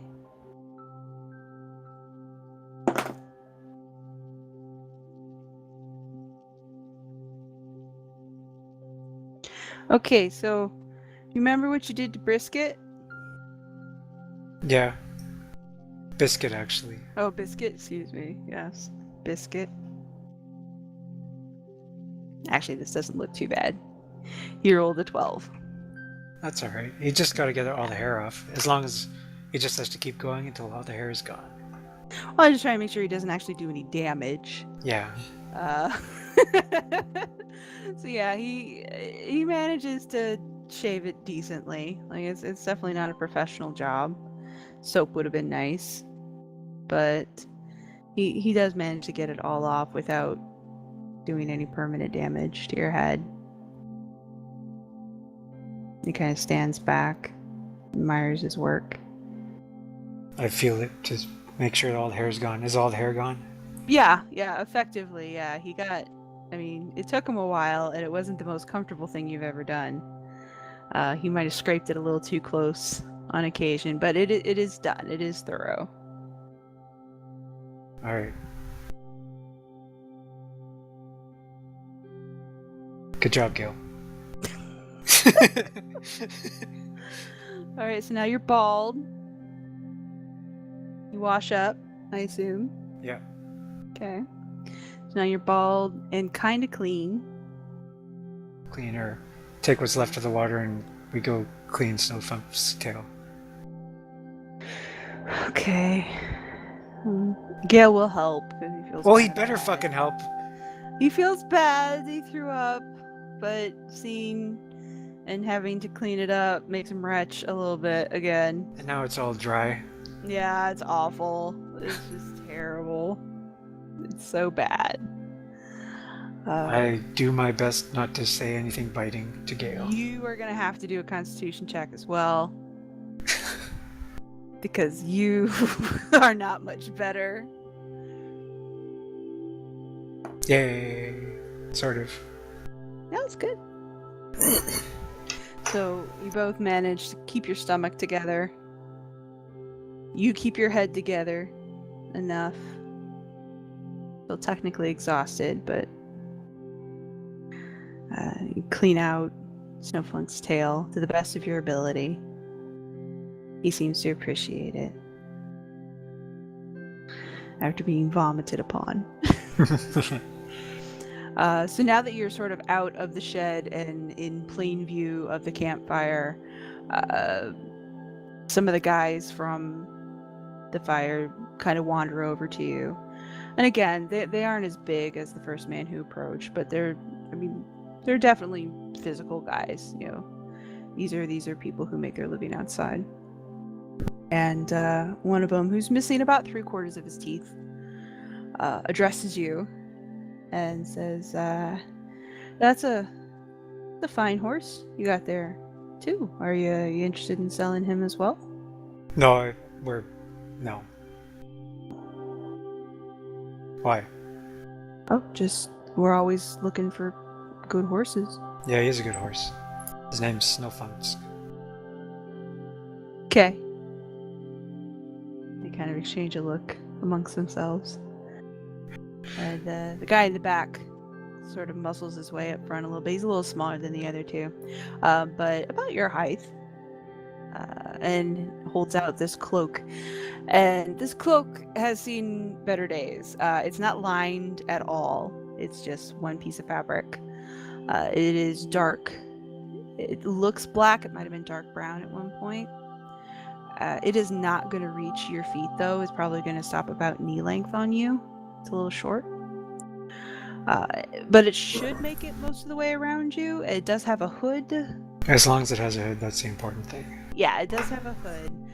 It's not in the best repair, but you'd have to look at it pretty closely. You can see where it's been repaired in multiple locations, sometimes the same location multiple times.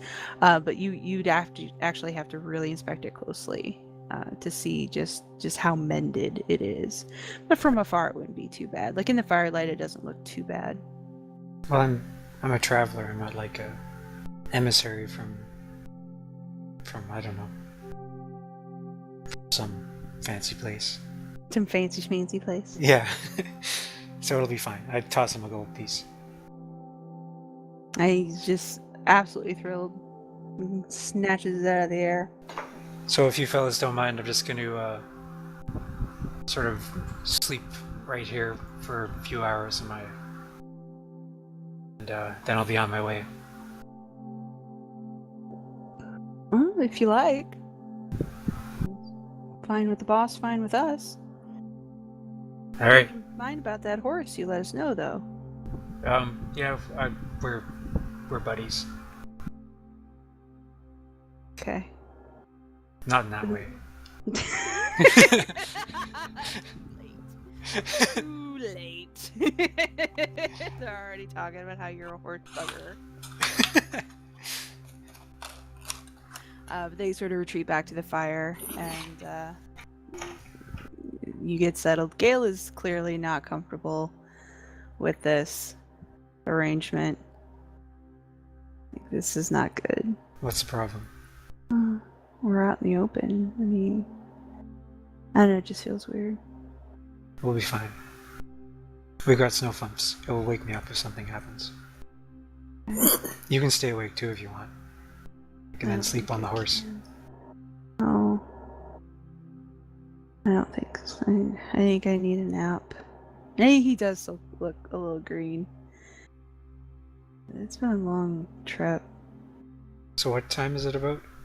It's past sunset. You got here almost as the sun was setting, so it's pretty much full dark at this point. The men are either finishing their supper, but already had their supper, and they're starting to sort of pack up for the day as well. They're mostly just drinking around the fire and sort of goofing around. Work is clearly done for the day. Yeah, they're probably on their way to bed shortly. So I'll describe. I want to sleep for 4 hours-ish, and I'll sort of describe to Snowfunks where the moon has to be in the sky for him to wake me. Okay. So you're only sleeping for 4 hours? Yeah, I gotta get moving. Okay. So you turn in, vaguely aware of the light and heat of the fire dying. You sleep. And then Snowfunks awakens you abruptly. I start awake, hand going for my mace. Yup. 2 men that you have not had contact with so far. So they were must have been from deeper in the group. With rope in hand, appear to be approaching the 3 of you. Who the rope is meant for, it's not entirely clear. Motherfuckers. But Snowflake seems to think it's meant for him, and he's freaking out. I draw my mace, Okay, grab my shield. roll initiative. Hey, friends, I say.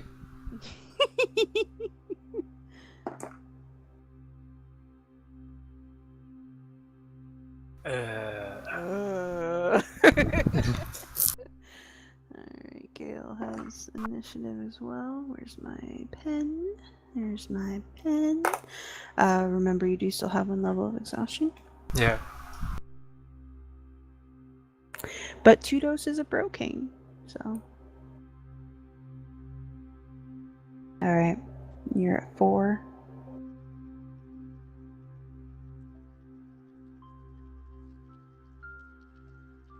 Okay. Alright. Men get to go first, because you're slow as balls.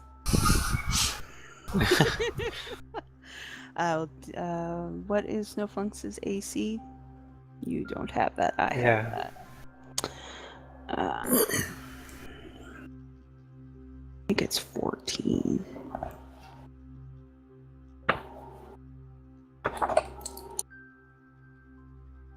Oh, I guess I'm down another day's rations. 2 days because you've been feeding Gayle. So he can puke it all back up again. He told you he got sick. You didn't believe him. Okay. That is a miss. So the men attempt to lasso your horse. First one does anyway. And the second one will initiate a grapple against Gayle, which he can... I really need my post-it note. He can contest. There he is. Oh, there's a post-it. Yoink.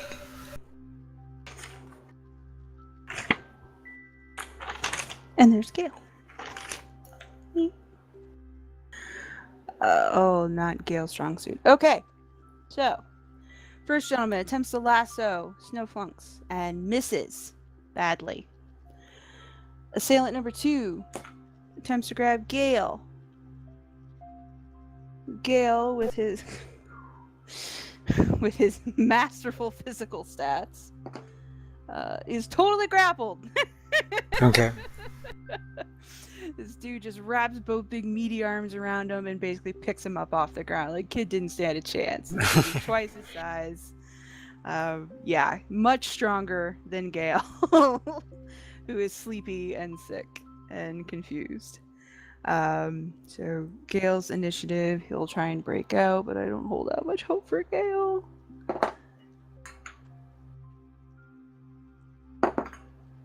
Yeah, no way. He's stuck. He's stuck. And he's got nothing offensive that he can do. Unfortunately. It's your go, though.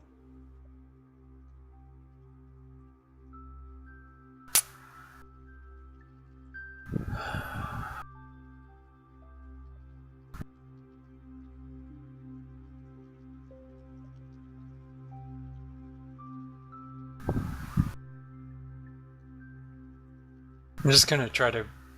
well, first I'll instruct Snowfunks to fight back. Okay. And I will try to brain the dude who's grappled Gayle. Alright.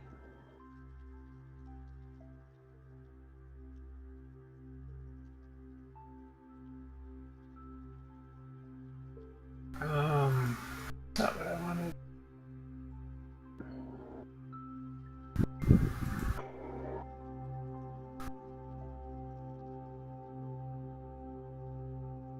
Haha. Haha. Yeah, both of those, even at disadvantage, connect. Oh, excuse me. What the hell? I will fucking divine smite him with one of them. Okay. I want the other guy to back right the fuck off, so if my mace flashes with brilliant radiant light, that should send the message. I will just do a first level divine smite though.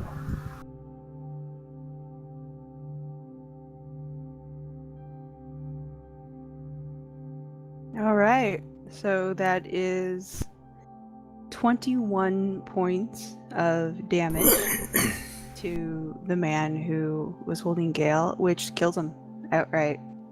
Just mace crushes his skull, the light flashes down, and just obliterates this dude. Just crumples onto the floor, letting go of Gayle, who falls down on all fours and attempts to pick himself back up.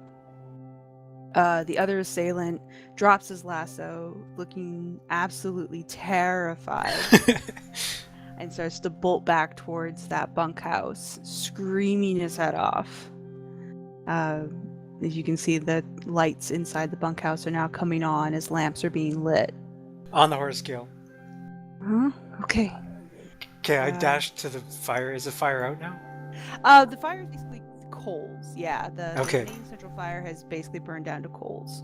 I sort of skid up where they're on my knees, plunge my hands into it, ash all over myself, and then run back to the horse, leap on it.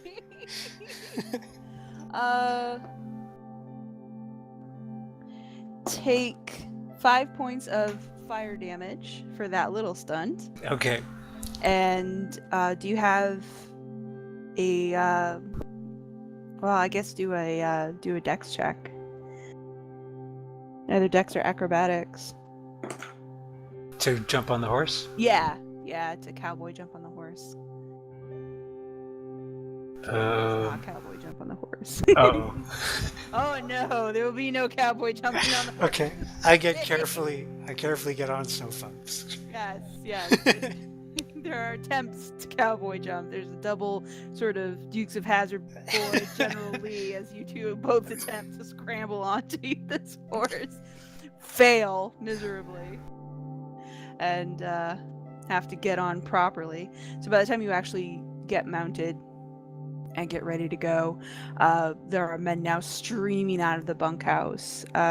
Most of them just in pants, shirtless. A couple of them have what look to be fairly sizable axes in their hands. The couple of torches. They are coming out of the bunkhouse. Okay, fly, snow bumps. He takes off full speed. He tried to steal my horse, I shout after as we leave. As you ride away in the dark. Bunch of motherfuckers.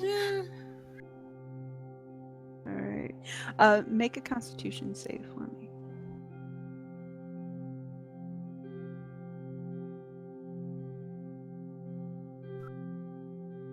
Okay. So as you sort of bump and jostle your way along in the direction of Lorehold now, you start to feel a little motion sick yourself. You start to feel kind of a little sketch. Your head gets a little swimmy. You're okay, but you're definitely working up a migraine as you sort of bust yourself along a little bit. All right. Well, the plan now is just to keep going until we get to this entrance. And then, just before we get there, put on my cloak, check my ashes, try to smear them around. Which, of course, are all over your armor and your clothes. And... Yeah, we'll have to brush those off a little bit. And, This is the best plan ever. And then snort some brocane and try to... Lord. Try to get into the brocane fits in here, but I guess. Well, I don't want to be working with disadvantage. It takes away my disadvantage, doesn't it? It does, yeah, it does. It takes away your exhaustion. It just adds a level when it Eventually. It lasted for almost a full day last time, though. It lasts for about 12 hours, yeah. Well, that's 12 hours. That's enough. Depending on what time I get to this entrance, that should give me a good chunk of the day to find out some shit in Lorehold, hopefully. Hopefully. Alright. So you're hauling ass, ashes streaming in the wind, trying to get to this entrance as marked by Sia. You travel through dawn, you continue on through the morning, and just a little after noon, you do see an entrance into Loreholt. Now, on this side of Loreholt, as opposed to with the first time you entered it, there's no river. There is some forest on this end, clearly, because loggers and everything. But it's really dominated by more of a rocky landscape, more of a mountainous and hilly landscape. It's very different from sort of the southern end of the city, which is far more treaty woods and the river that flows underneath the city and all of that. So this is a little less hospitable. So you actually get a sense for the walls of Loreholt, which not a lot of people talk about, but they are there, and they are super old, very thick. Down towards the bottom, you can see the last sort of remnants of the first wall of Loreholt, built forever ago by the original surface dwellers that came up and built the city, and just the barest fragments of reliefs that can still be seen in those stones. As you go further up the wall, the stones become far more functional. Still well crafted, but definitely far more for function than for form. And at the very, very top, you see the dragon killers, the big ballistas that keep all the dragons at bay from the Redbone Range. There are people walking up there, you know that for certain, but you can't really see any guards from where you are right now. Dead in front of you, there's a bit of a plaza, which is just effectively beaten down soil. You can see myriad of tracks and horse tracks and sort of makeshift tie-off locations. And there is a door, a normal-sized door, set inside a much larger barn-style set of doors for larger trade wagons to come through. But there's nobody on the outside that you can see. Well, I'm just following the map to get to this mine entrance. And that's what this is. That's what that is? Mm-hmm. That's where this map is taking you. It's to this door. And it's leading into the wall, though? Mm-hmm. It's built into the wall. Okay. Well, we will sort of pull up out of view of anybody, hopefully, like... You said there's kind of a plaza here, so... Yeah, sort of a makeshift, like, parking lot, basically. Well, we'll try to find, like, a secluded little spot. Okay. We'll dismount and I'll get Gayle to look over my ashes and I'll try to brush them off my clothes. Okay. So make sure they're covering my skin, so I look gray. Well, you look gray, but everything looks gray. He's like trying to adjust your cloak. Give me your pin. I give him my pin. And he uses the pin to like keep it closed, clasp it at your throat, and tries to pull it as tight as he can around you so it doesn't show your clothes, which are completely covered in ashes. I have rope. I can use them as a belt to hold it around myself. That would be good. Okay, I do that. Okay. So, you got your robe, you got a gray face with little finger marks here and there. I try to pat the finger marks away. Yeah, you try to take care of this. Unfortunately, this is not your skill set, nor is it Gayle's. But you look kind of gray. What do you think, Snowfumsk? He's a horse. He thinks you look great. He thinks everything you do is great. Thanks, buddy. Endless moral support for you. Thanks for saving me back there, buddy. You're welcome.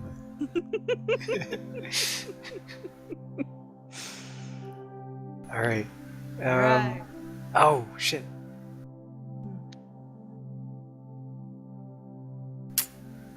What's your story, Gayle? Why are you with me? You're I found you in the woods, okay? And I've raised you as my own since you were but a lad. Well, you're still a lad, since you're but a bairn. Is that the right word? Bairn? Shit. That's a good word. Since you were but a wee little bairn.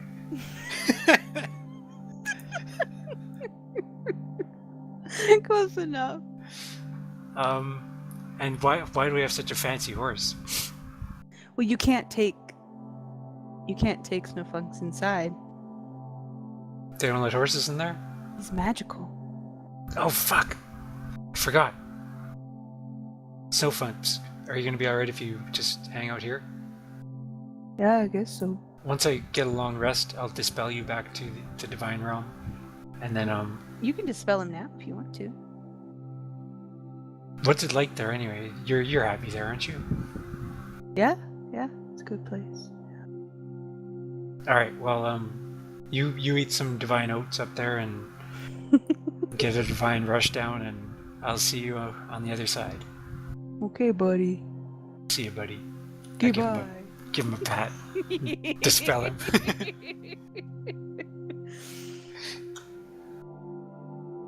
So your divine buddy winks out of existence. So what's your name gonna be?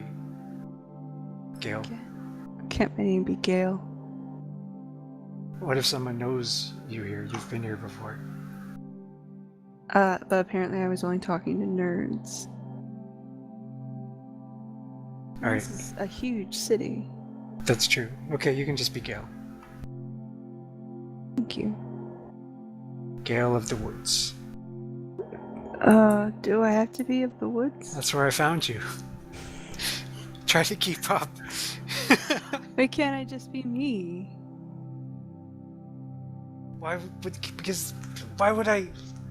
Because I found you with this mule moron. Like, I'm gonna be playing a moron just so that, because like, it doesn't seem like too much of a stretch, to be honest. I'm not feeling too bright at the moment. It's my point. But why would some mule moron send this foundling we found in the woods to the Church of Darela? You can't just be you. You've lived in mines all your life and just done my bidding. I probably beat you. I'm probably like some mule asshole who beats you and makes you do all his shit, like clean puke out of his horse's tail. Shave his head. Makes him eat on the back of the horse. Just keep the Horos in mind, Gayle. We're this close. We're so close. I'm just saying. I mean, you're supposed to be coming from the mines, right? Yeah. With the scroll, and he hands you your scroll. Oh right. It's Thanks got for that. your thing on it. Well, I mean, there are clerics of Darelai that travel there. So we just met on the road? Well, no, I could have come from the same camp. You don't think people die in mining Okay. camps? So as we're escorting each other, basically. Sure. All right. If you don't want to get into the spirit of the disguise, I guess we can do it that way. And he just looks so tired. He's got little dark circles, and he just, still a little green around the gills, and he's so done with this game. All right, so I take out a. What time is it anyway? You got here just afternoon. Okay.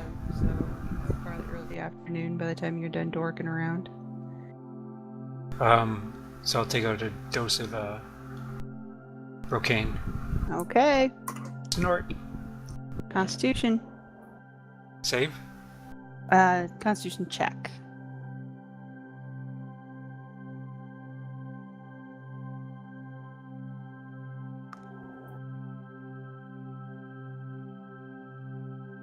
And a wisdom save. Don't make that save. Wisdom save. Yay. Okay. Okay. Oh, man. Alright. Oh, this is gonna go so poorly. Okay, here we go. So, you take your next hit of the brocane, and it hits you like a ton of bricks. It's not like the first time you took it. It like has a physical kick to it, and you swear for just a moment that your heart stops, but then it starts again, and you can breathe, and everything's okay, and the world has color again. I think I asked you this, but you do know the thing where you thump on someone's chest to start their heart again, right, Gayle? Cure wounds, That'll work, I guess. spare the dying. Okay, any of those. Have them ready. Yeah, I could just bury you. But he And once said, then "Under where your would you be?" grave." I'd be in Lore Holt. With no money. Oh wait, my money, I guess. You would loot my corpse, wouldn't you, Gayle? I'm insulted you think I need your money, Xylund. Oh yeah, that's right. You're rich. Wait, why'd you call me Xylund? What happened to Master Xylund? I think all that went by the wayside when I had to shave your head. I had to clean your puke out of the goddamn horse's tail. You made me eat on the back of the horse, and I told you I got sick. Why don't we just call it even and you go back to calling me Master Xylund? If we survive, I'll call you Master Xylund. Your opinion of me is going to change so much after we have a night in the whorehouse, Gayle. I'm not going to the whorehouse.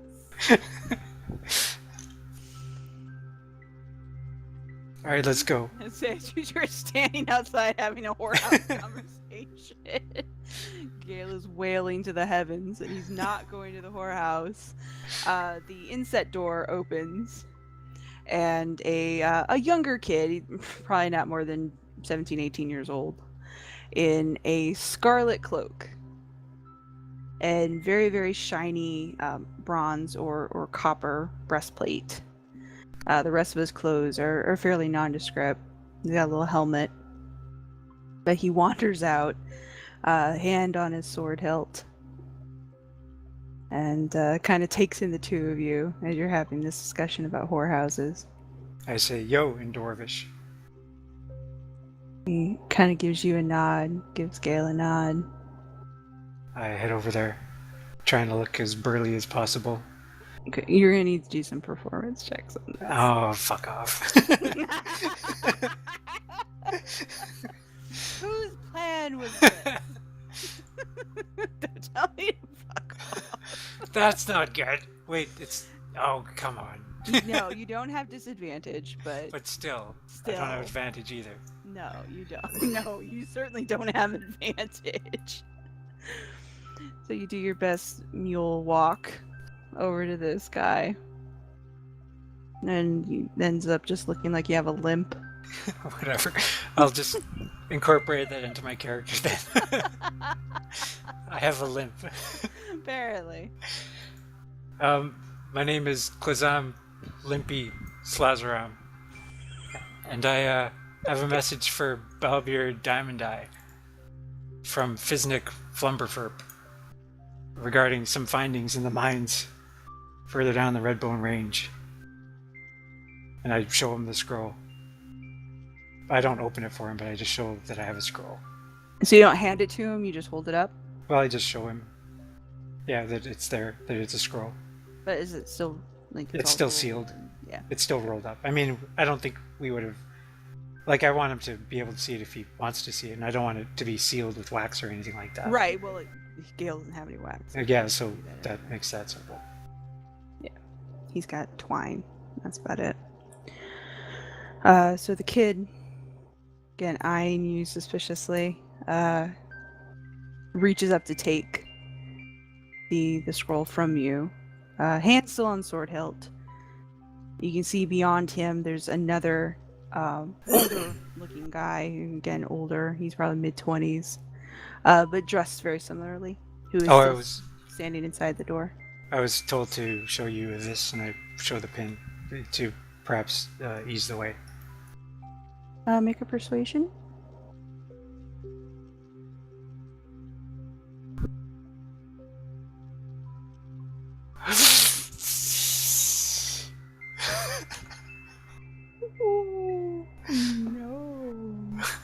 Paladin dies. The end. It's the end of Limpy. Kazam, Limpy, Slazaram Long dies as he lived, limping, limping. Looking dumb. looking up.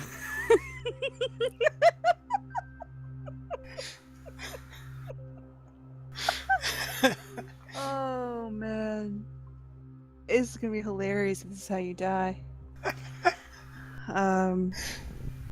Yeah, this is gonna be hilarious. So the the red cloak takes the scroll and then opens it and looks at it. Looks completely perplexed at it. His buddy has now wandered out from the door, so now all four of you are standing in this little makeshift parking lot. Second guy also has his hand on his sword. He's a little taller, a little broader than his compatriot here. That's me giving them a charming smile. That your winning smile Yeah. right there. Okay. And looking at you, looking at Gayle, and the younger kid hands you back the scroll. He's like, I don't believe. I'm not sure. Do you have any other form of identification, papers of mark, anything like that, sir? Oh, I show him the grappling gun hanging from my belt, and I say, "This is the work of Fiznik of Umberfurp. My master, he's a member of the Augmented Eye." I go into my pack, produce the goggles. We made these too. You thought these might be proof of his bona fides? They kind of regard one another. Make a persuasion check again. Actually, this would be deception, so make a deception check. I am worse at deception. Motherfucker. What the fuck? What the fuck? I wasted all my luck on those two stupid ass intelligence checks. So, And killing some goddamn miner. so the red cloaks, the older one, the one sort of standing behind and off to one side, doesn't completely draw his sword, but does pull it out a few inches. The younger kid is not impressed, and he says, I'm not sure that's a name I know. Not entirely sure that's not stolen property. Would you mind if we just held on to it until we can check out your story? I don't think Fiznik would be too happy about that. And he starts to sort of like inch his sword out a little bit. I'm only going to make the request one more time.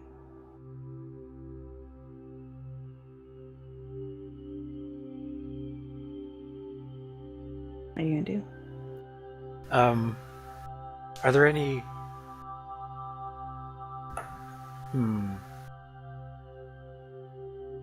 How high is this wall? Pretty damn high. Like, to the point where you can see the ballista, but only because the ballista are huge. It's so tall that you can't see over it at all. Like, if there's anybody walking up there, you can't see or hear them. Right. Yeah. And you're standing pretty much underneath it. How many red cloaks are there? Well, you can see two, but the door that leads inside is about halfway closed. So if there are more behind them, you can't really see.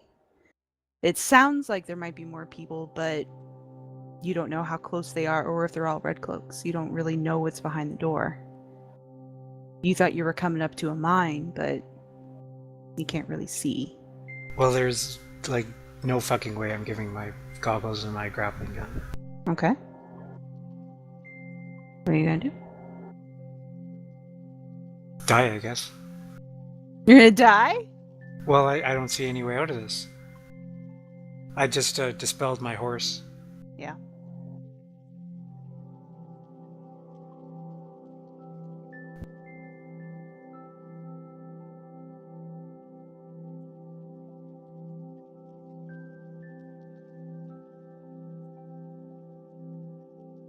Fucking blows.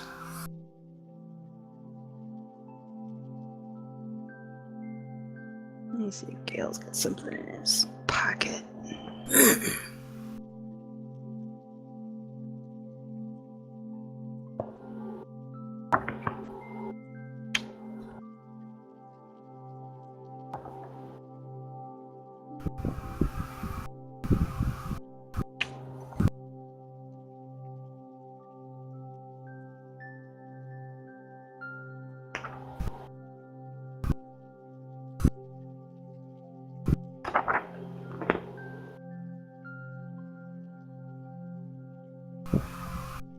Oh, okay. Hang on. Gale might have something for this.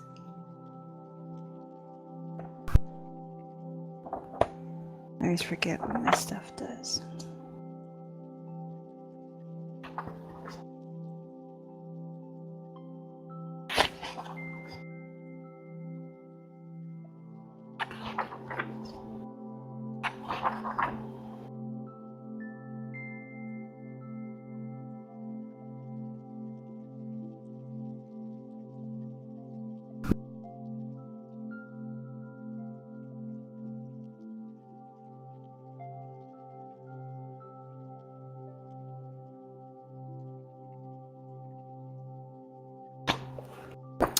Okay. Let's roll initiative.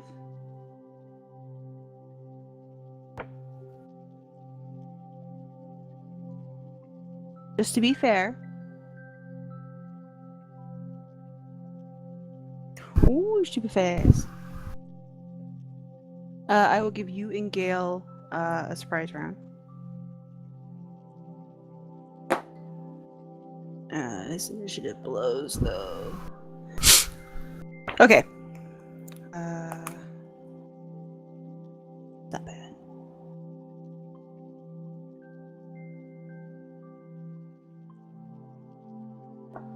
So are they within melee range right now? Yeah.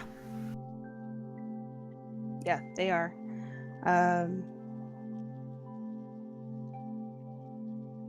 But again, so far they seem hesitant to attack.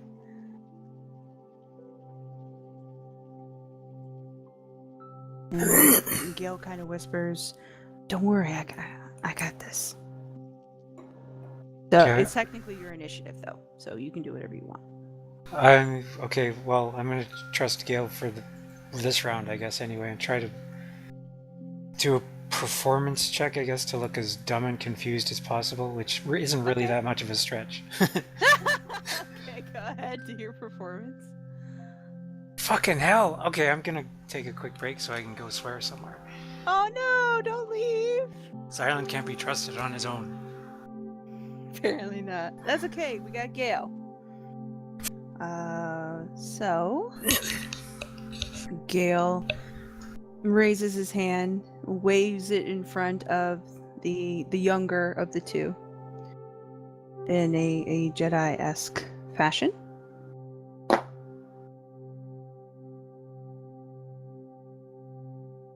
And says a word in a language you don't understand. But the younger guard kind of sheathes his sword completely. And you're like, let me see your gun there, stranger, for a second. Kind of elbows you in the side. I pass it over. Okay. So the younger guard looks at it and kind of turns it over a little bit. Seems to be examining it pretty closely. And he says, yeah, I recognize this maker's mark here. Yeah, okay. No, I was mistaken. I'm sorry. Totally checks out. And he hands it back to you.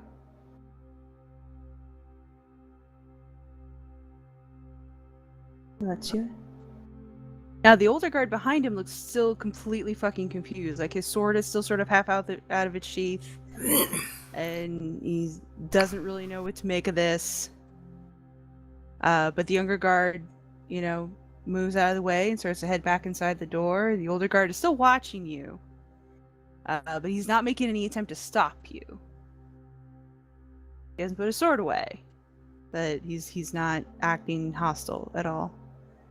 I am not gonna try to do any funny walk or any performance. You better limp. Well, I'll limp, but that's it. That's as far as I'm going.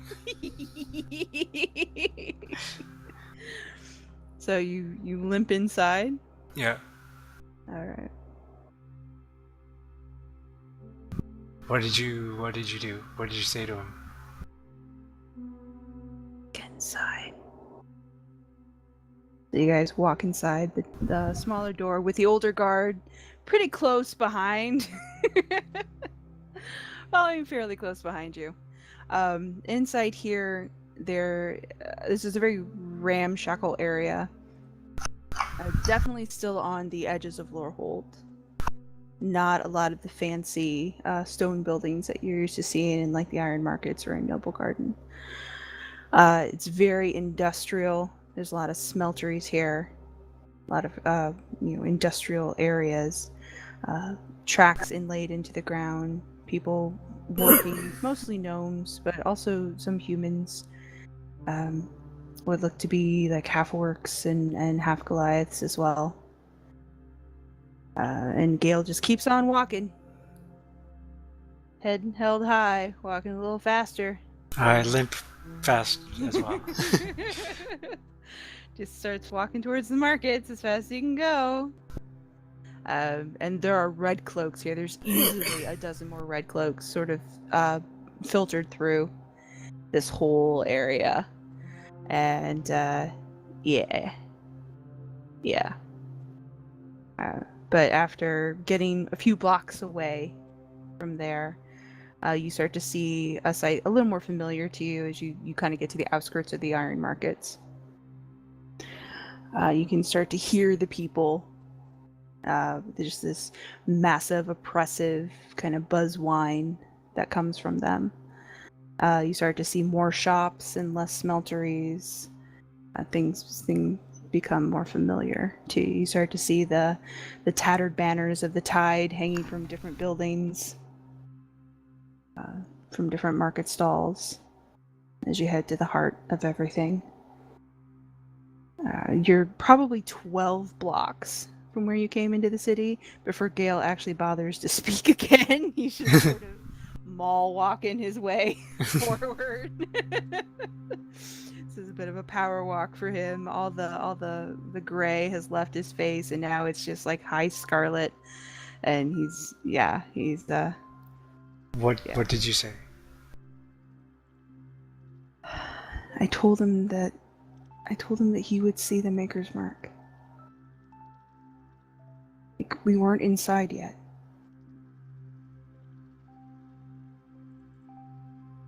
Nice.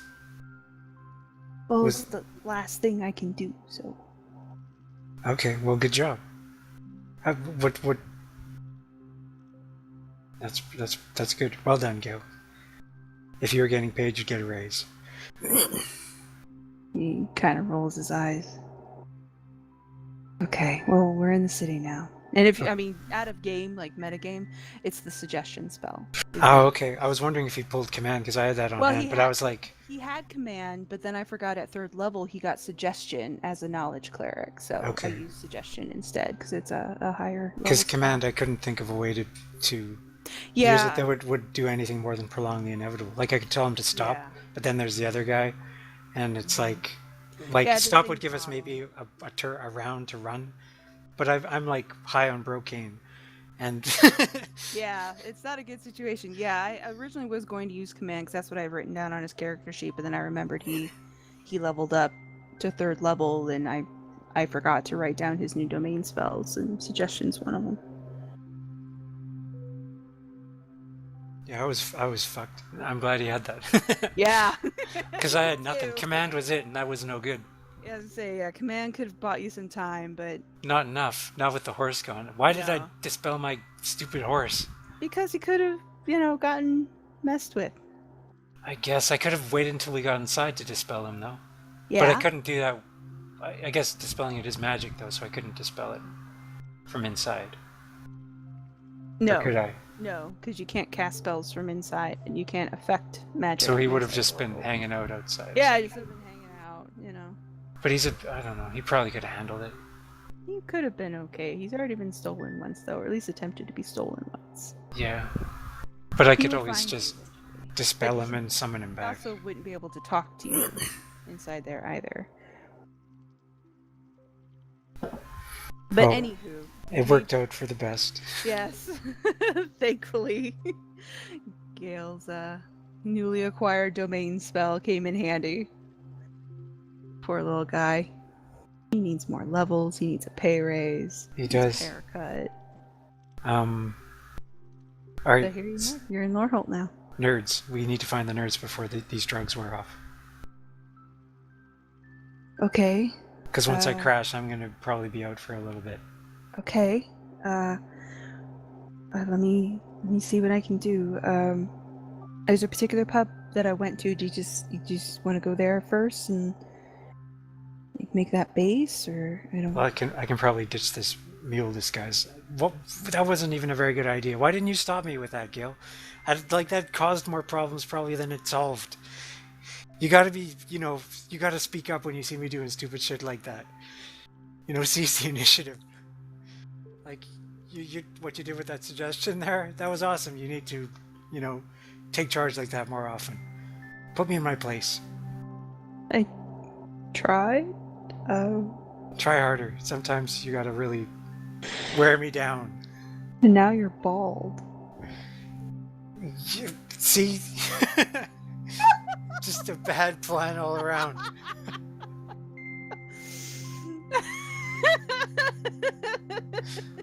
It was the best plan, though. It was. No part of it worked. No. Like, getting the cloak didn't work very well. Like, the ashes, that didn't work. I had to, plunge my hand into fucking a fire. And then when it came down to crunch time, everything just tanked. It was like the most shittily executed plan in my history of role-playing. It was just fucked. The best. It was clearly the best plan. And at the end, I had two plans: use command or fire my grappling gun into the guy's face and run. Thankfully, neither of those had to happen.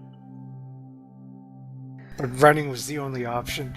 Yeah. From a city full of red cloaks Yeah. across the land with no horse. It was just. Yeah, no horse. Yeah. Back towards the logging camp where they tried to rob you. No choice but to follow the map back home. Only one hit of brocane. Not enough food. Yeah. Yeah, your dice did not serve you well on that one. Unfortunately. But you're in Loreholt, so. And now my luck's got to turn around, because that's got to be the limit of my bad luck streak. I hope so, because that's 2 critical fails. Not to mention all the Constitution fails that you had, and that's gonna come back and bite you in the ass. But anyway, so Gale's go to the pub then. Set up in the pub. Yeah. Do we have to set up? Can we just find some nerds, pump them for information? Well, I mean, it's gonna take a little time, I'm running on fumes here, Gayle. I can't just summon them. I have to. Okay, well, do the next best thing to whatever summoning them is. Okay. Well, I'm gonna go to the pub. Okay. Send out messengers. I will. Was there a bar that the marked hanged out in? Hung. It's hung, isn't it? It's hung. Okay. The mark hung. It doesn't sound right though. The marked hung out? Yeah. See, it doesn't sound right. The mark would hang out in. Hung out in. You met them at their base. So if they do have a hangout, you're not aware of it. Am I at all confident that I could find my way through the sewers back to their base? Roll intelligence. No fairy. Oh yeah, no magic. Nope. You have no idea where God they are in the damn. sewers.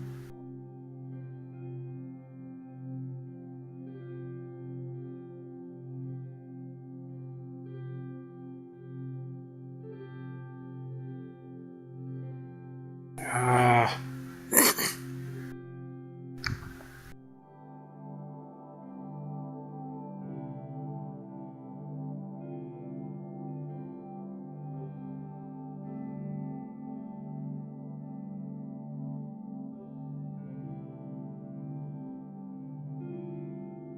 So what's your plan?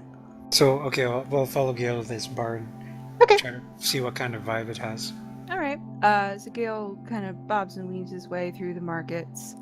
You get kind of to the far side, almost to Noble Garden, which is where the House of Lady Favors was. Is that what it was called? No, that's not what it was called. But you're still on the Iron Market side. It's sort of tucked into one corner. There's a little pub called the Dragon's Damsel, and it's a cheery little place. Like it looks well maintained. It doesn't look kind of as dirty as everything else does in Loreholt. It looks fairly well maintained. The sign's been freshly painted. Like it's really colorful with scarlet and green and gold letters, and there's a little flower box out in front of it. It definitely doesn't look like a dive. It looks like the owners take a great deal of pride in this bar. And the windows are actually mildly clean. It's got real glass in it. It seems to be 2 or 3 stories. It's fairly sizable and kind of fits in with the other shops in its little strip. But Gayle goes in there. This is where I stayed when I was here last time. You guys go in, and it's pretty lively in there. Like there's a lot of people, pretty mixed as far as the races go. Everyone seems fairly friendly. Most of them are drunk. So there's that drunken sort of joviality that sort of goes about the room. It's pretty brightly lit in here, not just from the sun coming in through the cleanish windows, but also through the 2 main chandeliers that are brightly lit as well. There's wall sconces all over the place, massive fireplace that's lit, just light everywhere. And all the wood seems pretty light too, so it reflects all the light back. And the place is very nearly packed. There's a ton of people in here. You see waitresses buzzing by, and you see 2 different bartenders at the massive oak bar towards the back. There's some stairs heading up, 2 sets, one on either side of the bar. And Gayle kind of goes quiet, like you can almost see him sort of shrink inside his robe as he comes inside. This is clearly a lot of people for him. But yeah, he sort of sidles his way in, half pressed against the wall, trying to find a table and get some of this stuff moving here. Be confident, Gayle. You just bamboozled your way into the city. I cast a spell. It doesn't work in here. I'm just saying, you're a man of mystery and means and adventure and all that shit. Big vote of confidence from Silent. Are there any mules in here? No. No, it's a good mix racially. There's quite a few gnomes. There are a few halflings, which is weird. You don't see a lot of halflings in Civilization. They tend to keep to themselves. But there are a smattering of them in here. Everyone seems to be moderately dressed. You know, these aren't middle class folks, but they're definitely not, minor class. Okay. Yeah, these are probably other shopkeeps, kids of shopkeeps, tinkers, traders, artisans, folks of that kind of stripe. Okay. So there's humans, there's elves, there's gnomes, there's one or two dragonborn sort of floating around in there, one or two tieflings floating around in there, fairly cosmopolitan. Lots of dwarves. The waitresses seem to be mostly dwarves, and both the bartenders are tieflings. Both female tieflings, using their assets to their advantage. All right. So, what's the plan here, Gayle? Well, I thought I would. I mean, a place like this has sort of got messengers on hand, you know? Right. So I thought I would just send out some messages to some of the scholars I talked to last time and see if maybe I could get them to come talk to me again. That's sort of my plan. Okay. There's no way we could just go visit these scholars? I think would that be rude though? Like, shouldn't I buy them a drink at least? We could bring the drink to their door. That still seems kind of presumptuous. Well, how long is this going to take for the messengers to do their thing and come back? And I don't know. Hopefully quick. They're usually pretty quick. Okay, good. I'm going to make inquiries about the marked. Okay. He sort of skitters his way over to the very lovely, very friendly tiefling bartender, and even from across the room, the conversation is pretty hilarious to watch. As Gayle is trying desperately not to stare at this woman who clearly is dressed to be stared at. He's trying so hard to keep eye contact and stammer out what it is that he wants. As he pulls out his coin pouch from inside of his little Jedi robe and starts to lay payment on the table. Yeah, it's a fairly interesting pantomime to see. So your inquiries, what would you like to do? Oh wait, I meant to say, but I forgot to, that on the way here I wanted to find like a trough and splash the ash off my... Oh, easy enough. Coming through the industrial area, Yeah. all the smelteries and everything, there's standing rain buckets everywhere. Okay, so I'm sopping wet, but at least I'm not covered in ash. Yeah, you would definitely be damp, but you're not gray anymore. You might get some, little streakage going on, coming down your newly bald head. Okay. But yeah. So who's the innkeeper, the bartender? Well, there's two bartenders, both tiefling females. One... Okay, so those are the tieflings. Okay. Yeah, those are the two tieflings, or the two bartenders. And there are several waitresses as well, servers, that are buzzing around the floor, and they are primarily dwarven. I will find a table, if I can. Mm-hmm. I'll try to catch the eye of one of the dwarven waitresses. And you get served pretty quickly. Like she's on the game. Okay, I just wanted to make sure it was one of the dwarves. Yeah, definitely one of the dwarves. Dwarven server comes up, dark hair, lovely beard, fully braided, got a lot of jewelry, nose ring, earrings, all the way up and down lobe of her ear, all in silver, which is pretty rare here, so that's pretty cool. But perfectly happy, greets you warmly, asks what she can get you. I raise my finger to place my order and then immediately realize that I'm not even allowed to drink when I'm on Brocane, and my face just falls and my finger falls to the table. And I say, an ale for my friend over there. And also I'm looking for someone named Sardrith Wolforge. We met in Murstone. Do you happen to know the name? Oh, I think everybody knows that name, sweetheart, she says. She kind of laughs. Could you point me in her direction? Well, I don't keep track of the girl, per se. She does have a few haunts. She does come in here on occasion when a particular bard is in town. We don't expect to see him till next week, though, so you might be a little out of luck there. Which bard? Which bard? When a particular bard is in town. Yeah, his name is Orin. I haven't seen him for a while. He used to come in about once a month, sometimes once every 2. He traveled a lot. What was Davin's dad's name? Fergar? Fergar, okay. He was a bard though, wasn't he? He talked about music a lot. In his letters. What race is this bard? I mean, that's probably a weird question, but... And she does eye you a little bit. You know, it's not as odd as you might think. Some people have concepts of what stories are more valuable than others. She kind of laughs to herself.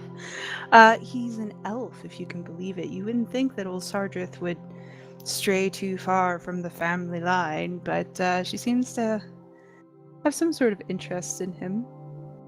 Elvish blood or no. Huh. Okay, sorry, I missed the rest of what you were saying. Where does she hang out? Well, if she's not here and she's not skulking about the markets looking for work, you can sometimes find her in the Noble Garden district, doing odd jobs, that sort of thing. Okay, could you tell my friend that I just popped out for a bit, and could you just take care of him and get him anything he wants, and it's on me, and here's the gold. If there's change, I trust you. You've been helpful and stuff, so just take what you need out of that and keep the change for yourself. Thanks you, and pockets the gold, clearly delighted that she didn't have to do shit. She got a gold. And you pop out of the bar? Yeah.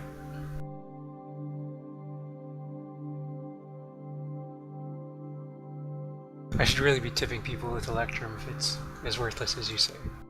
It's fairly worthless.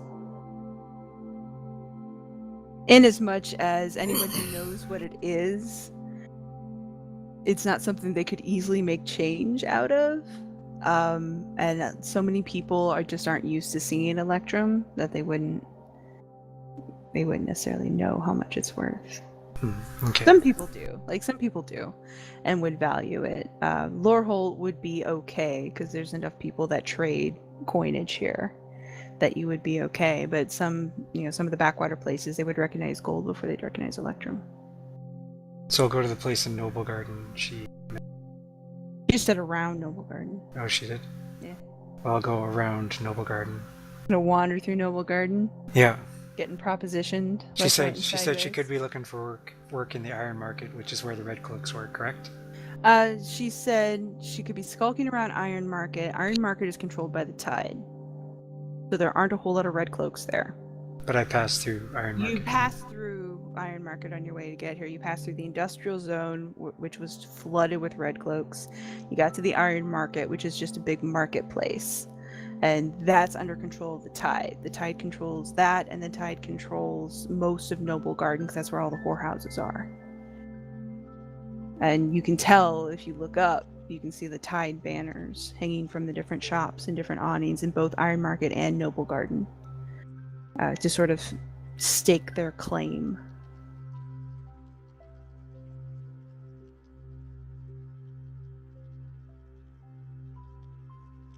As you wander through Noble Garden,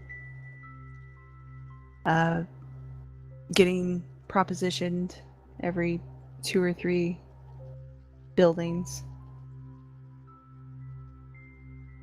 by various houses of lady favors. You don't see Sardrith. The roads at especially this time of day, past noon but just pre-dark, They're starting to get a little heavier in Noble Garden and a little lighter in the Iron Market as shops sort of wind down and people start to go more towards pubs and other recreational facilities for the evening. So the streets are getting more crowded, but still fairly wide, fairly clear. You don't really see Sardrith at all. You do see a somewhat familiar face. It's helpful that she has a particularly remarkable hair color. Is it that redhead? It is absolutely that redhead. Didn't she try to kill us? Couple times. Didn't I say I was gonna kill her? Yeah, but then you did hang her brother from a tree.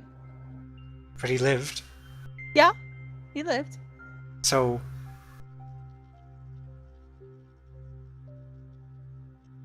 we should be good. Well, the last time you were all in the same room together, it seemed to be okay. Isel Magfear, is that it? No, that's not it. No, is that's it? her. Yeah, okay. Isel Magfear. The trickster cleric. Wander over to her. And she's on the corner in full priestly garb.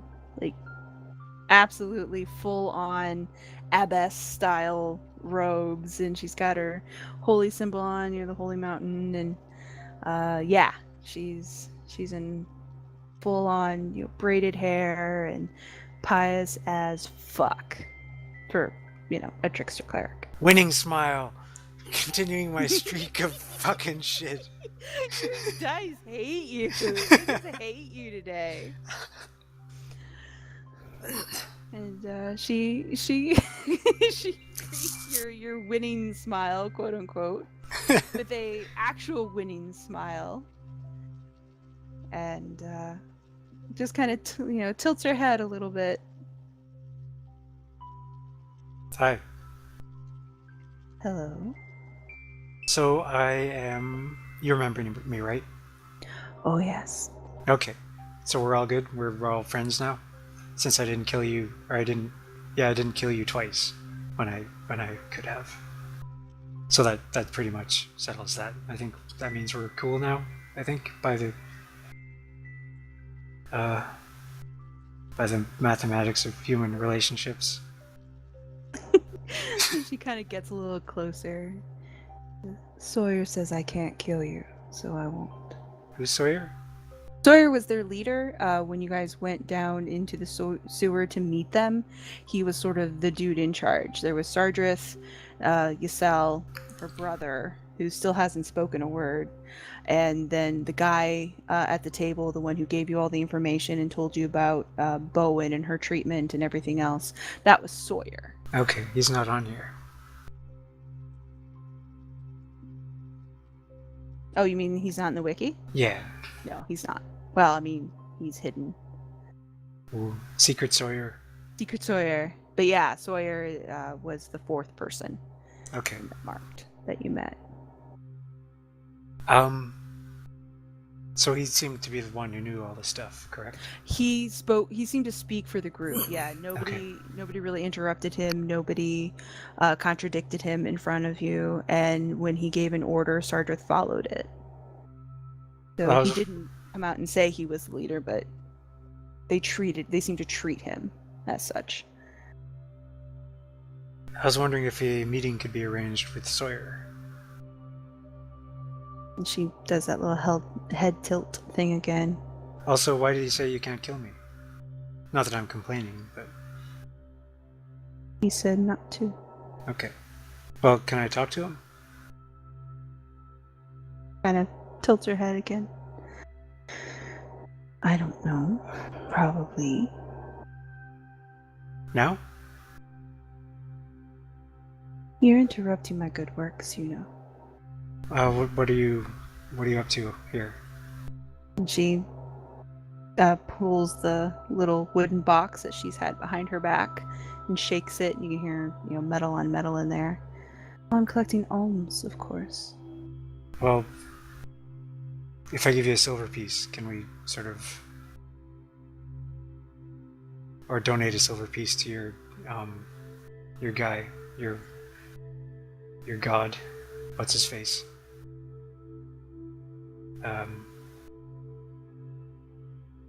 Do you legit not remember? I do legit not remember, but this is Xylund also. True. Tenem. Yeah, Tenem is the trickster god. He's the best god. Yeah. Clearly. Tenem and Kalishin. Well, I mean, a gold piece would certainly get me closer.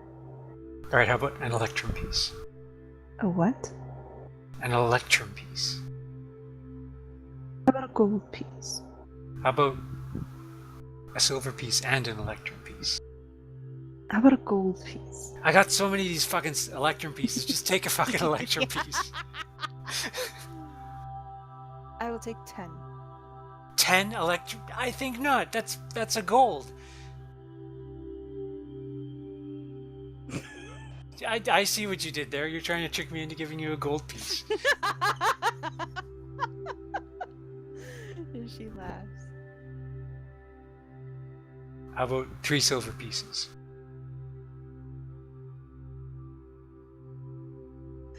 How about a gold? Are you serious? Do you know how much gold I've spent today already? No. Do you see this cloak? I bought this for a gold. That's unfortunate.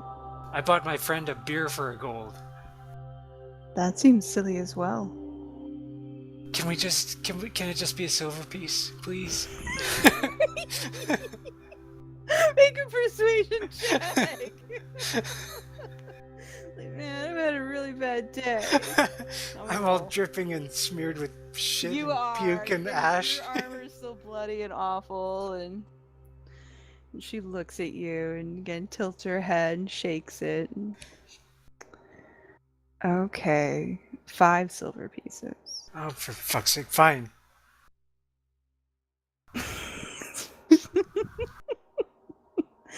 She takes your money, puts it in her box, stows it. I guess you should come with me. And she heads out of Noble Garden, kind of casting glances over her shoulder to make sure you're still following. Now, I will warn you when we get down there. I wouldn't try and talk to my brother. He still hasn't forgiven you, you know. We didn't, just for my own knowledge, I don't remember. Did we actually, like, hang him by the neck? Yeah. Like, we hanged him to hang him to death. Hanged him. And he lived. Yes. Huh. Yeah, you guys hanged him. Okay. Yeah. Well, I mean, that's understandable, I say. I was an angrier person back then. I've grown. I see. So she kind of winds you through the Iron Market, takes you to an alleyway. It's sheltered from the noise and the fire and the smells of food and everything. And takes you down into the sewer. Moves a hatch. It's going down steps. Close the door behind you. I close it. Now you're in the sewer. I put on my goggles. Okay. They smell like sewers. They are much as you remember them the last time you were down here. But I can see this time. You can see, yes. Ysel, for her purposes, has a small light that she conjures and brings that with her. As she pulls an ET, she just puts it on the tip of her finger. So it looks like a candle, but it's her finger. I wait for her to comment on my cool looking goggles. Well, she's in front of you. I clear my throat loudly. She looks back and looks up at your goggles. Are those to protect your eyes? They let me see in the dark. Oh. I made them. Well, you have grown then, haven't you? Yep. And laughs a little bit. Stay close. You don't get lost. That would be a tragedy. Well, I can see in the dark, so I'm good. Oh, okay. Let me know how that works out for you. And she kind of, slightly pressed against the wall, starts to make her way down this really narrow side channel. And you can see the water running less than a foot from your feet. It is an uncomfortable area for Xylund to be in, given his general proclivities.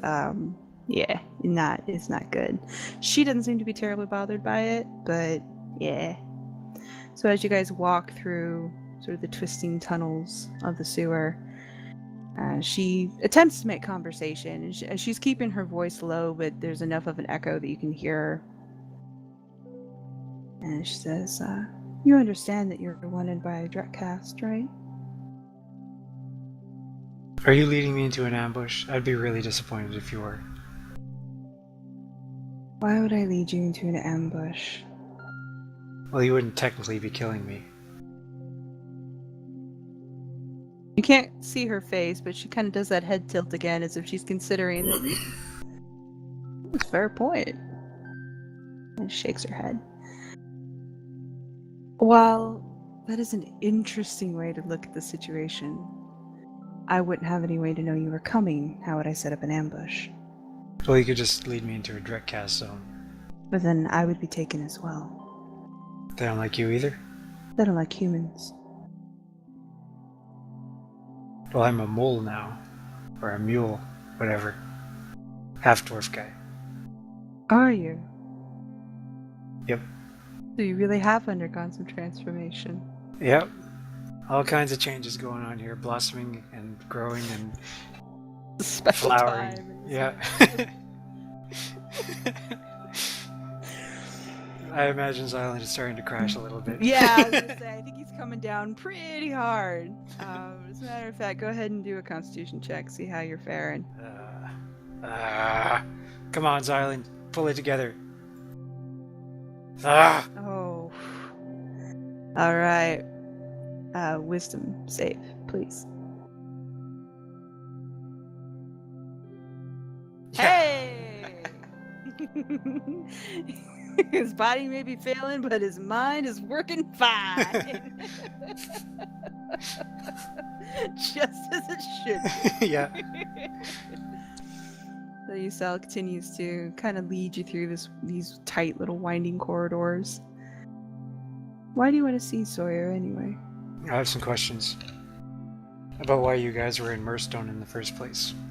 Why didn't you just ask me?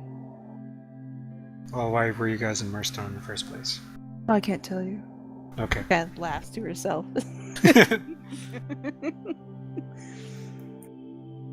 There was 100 gold on the line. Yeah. Just seems like a bit of a journey. 100 gold. 100 gold which we earned. Not that I'm still holding on to that. Because you've grown so much. Yeah. Then finally, you get to the small inset with the door that leads you to the marked. Pretty, again, inconspicuous, pushed in from the rest of the hall. You do have to jump over the water to get there, which she does, pretty. It's not a very big jump. It's, not much more than a wide step. And she does it pretty lightly, pretty easily, even in her robes. She looks back to make sure you're coming. I'm coming. Okay.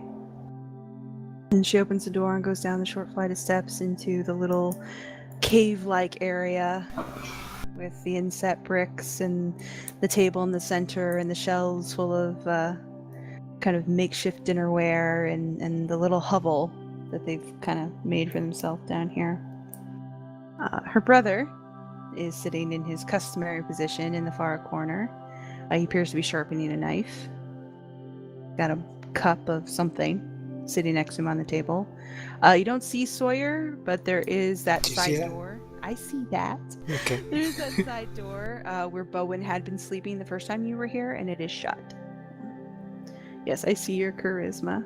Winning smile for Uther. Winning smile for Uther. Is that actually his name? No, it's just what you guys call him. Okay. Yeah, winning. You don't actually know his real name. Estelle has never told you, Stardust has never told you, and he's never given it to you.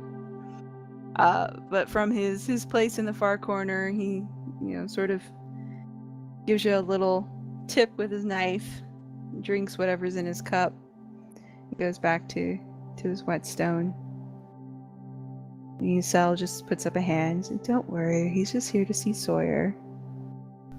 No worries." I left my rope up top anyway. Yeah, you did. I say that to Uther, though. Oh, okay. And he doesn't actually make a sound. He just seems to smile a little broader, and you can see his chest kind of move up and down like he's laughing, but he doesn't make any sounds.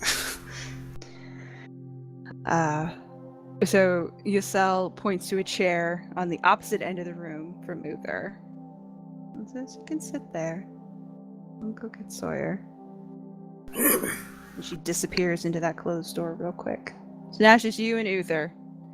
Him drinking out of his teacup.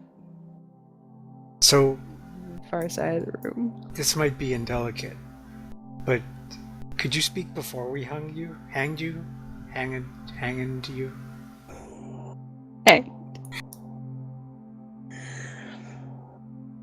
And he nods, yes. I do have magic fingers. I could give it a shot and see if I could restore your powers of speech there. He looks pretty appalled at the suggestion. Oh wait, I forgot Lorehold. Never mind. Yeah. Well, when I leave, the offer's open if you want to follow me out. Again, looking mildly alarmed at the suggestion of following you outside of Lorehold so you can put your hands on his throat. But he smiles nonetheless. Like, he doesn't look unhappy. It's just kind of a bizarre thing to say. And within moments, Giselle emerges and has Sawyer with her. And again, Sawyer, if you recall, is fairly nondescript, just kind of shaggy brown hair, and he's medium height, and looks like he would blend in pretty easily wherever he goes. He takes his place at his table, so it kind of from your vantage point, he blocks out Uther, and Giselle is standing just behind him. And Sawyer looks over at you and says, "So you're back?" Yep. And you're a mule now. Yep. That's wonderful. Thanks. I'm sure we've all changed and grown and put the past behind us. Become all kinds of different races as we've matured and flowered and such. He takes out a knife and starts spinning it on the tabletop. So, aside from the gold, was there any reason you guys were in Murstone chasing down shadow dogs? Oh, wait, I have questions first. Okay, yeah, okay, go. You shoot. Where's the rest of your party? Oh, they're around. Should I be concerned? Well, they're not. I'm not. What? Why? Why would you be concerned? Why wouldn't I be concerned? There were so many of you last time, and now I only see one. Yeah, well, I'm sort of doing my own thing for now. So I'm not going to open my door and see a large man in half plate with a hammer. Well, if you do, it's not my fault. I don't know. To be honest, I don't know where they are. Fair enough. So, you wanted to know why some of us were in Murstone? Yeah. Well, there was a bounty. Right, but the thing is that we've, been scouring the land on, secret quests for important people and stuff, and we've discovered that there was more going on in Murstone than we realized at first, and that this woman named Amra Marin was involved, and in the event that created the shadow dogs or allowed them to cross over. And so well, probably anyway. Almost definitely. Anyway, we're wondering if you know anything about that. Or I'm wondering. I don't know what they're wondering. And Sawyer looks kind of like a little shell shocked for a moment because it's kind of info dump for him. Yeah. Yeah. And okay. I can honestly say I've never heard the name Amramarin before. That's a new one on me. I'm not sure how we fit into all the machinations that you just rambled on about. I don't. You probably don't. No, we probably don't. And he looks like he's considering something for a second. You didn't find anything in Murstone, right? Define anything. Well, when you were there for the dogs and met my compatriots, you didn't find anything of interest or significance. Got a magic knife. Really? Oh, yeah. Sargent gave it to me. Oh, well, that's our magic knife. Probably means she stole it. Not that I remember. Not in Murstone. Why, were you looking for something in particular there?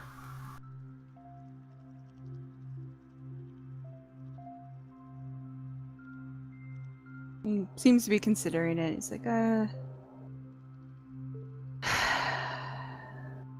suppose it doesn't hurt to tell you now. Yeah, we were tracking something to Murstone. Before you ask, I'm not sure what it was. The town doesn't get excited about much, you have to understand. Like, Lorehold's pretty blasé about most things. People get murdered in the street, shops get burnt down, stuff gets stolen, restolen, stolen again, sold, and then stolen from the person that bought it. That's just circle of life around here, you know? We're in the middle of it. Small time, but we're in the middle of it. So, when something goes missing and the whole town talks about it, it might be worth a trip to the country. Something was taken out of Lorehold. There was a burglary. Something so big, so massive, so important that even the higher-ups were muttering about it. Everyone was after it. We didn't know what it was. Just where it went. We tracked it to Murstone. We tracked it to a few other places first, but eventually we tracked it to Murstone. That's why Sardrith and the rest were there. That's why we had such aggression.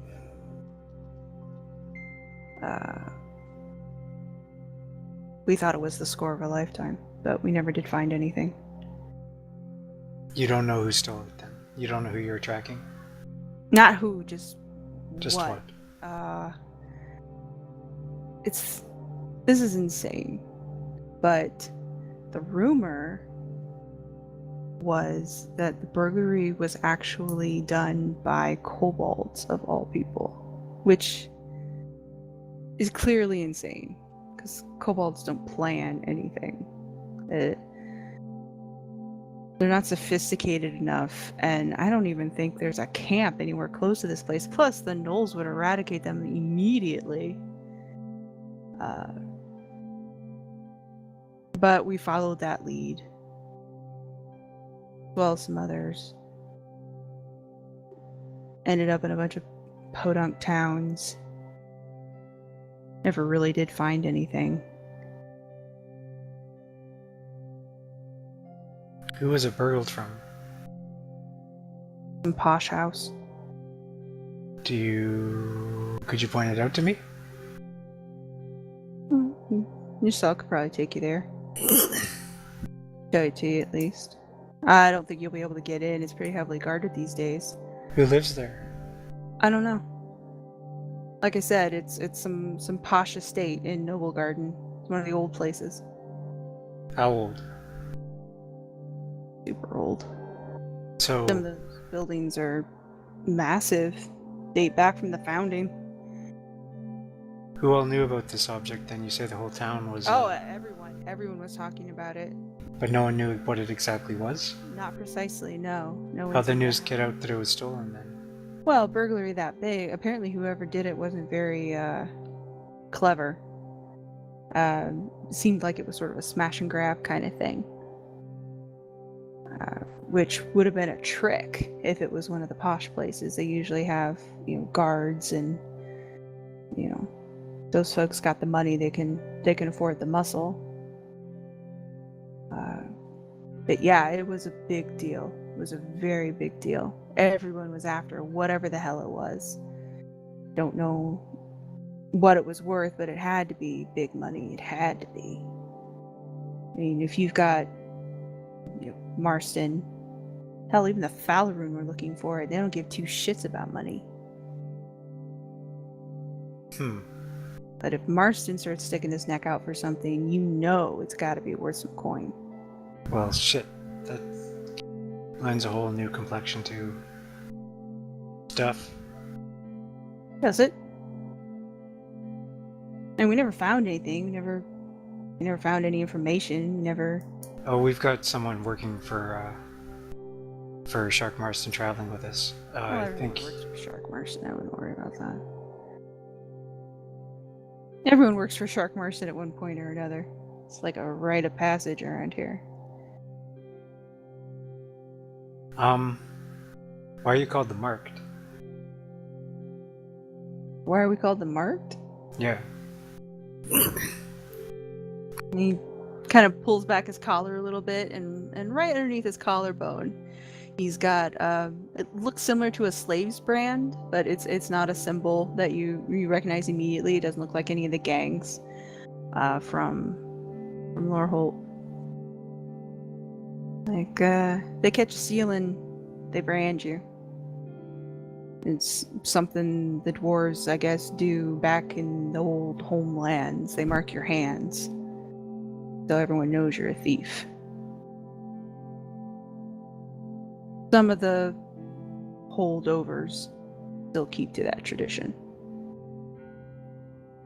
I thought it was a cleverly fitting name for us.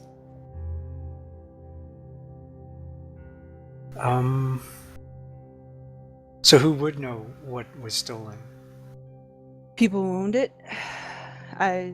Honestly, So they were the ones offering a reward for its return then? No one ever offered the reward. That was the weird part. For as much as the city turned upside down, for as much as the gangs all freaked out, for as much as the infighting kicked up over it, and all the speculation about what it was and how much it was worth and where it went, and everyone scrambling to be the first to find it, as far as I know, there was never a reward posted by the people who owned it. The gangs posted rewards for information, for the item, for whatever. They hired mercenaries and fought. But they didn't know what it was. They didn't know what it was. So the entire town mobilized to find this thing that no one knew what it was for no reward. That doesn't seem a little bit weird? It seemed totally weird. That's why we went all the way the fuck out to Murstone to see what it was. But that's just buying into the hype. But that maybe everyone's doing that though. That's like Crazy Town. It was pretty Crazy Town. But how did it get started? Like, what do you mean? are there any mind flayers in Loreholt? I'm sorry, what? Not that I know of. Would mind flaying work in the magic field? I don't know. I've never seen a mind flayer. I don't recall mind flayers being a problem in Lorehold, but then again, I'm not a history student. So. Do you know any history students or historians? Not really, no. It's not generally my crowd. Fences, I can point you to. Historians, not so much.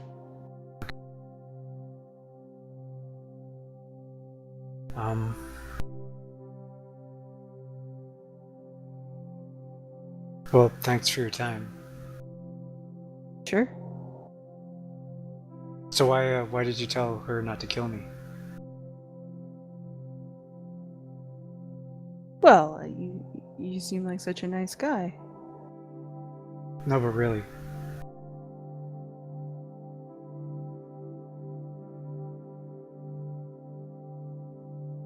Marston has a bounty on you.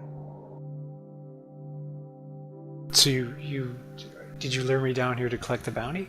No, I didn't even know you were in town. I mean, did she? I mean, is that the plan? Looks up at Ysel. And Ysel kind of looks at Sawyer and looks at you and kind of like does a little half shrug of her shoulders, tilts her head a little bit, like.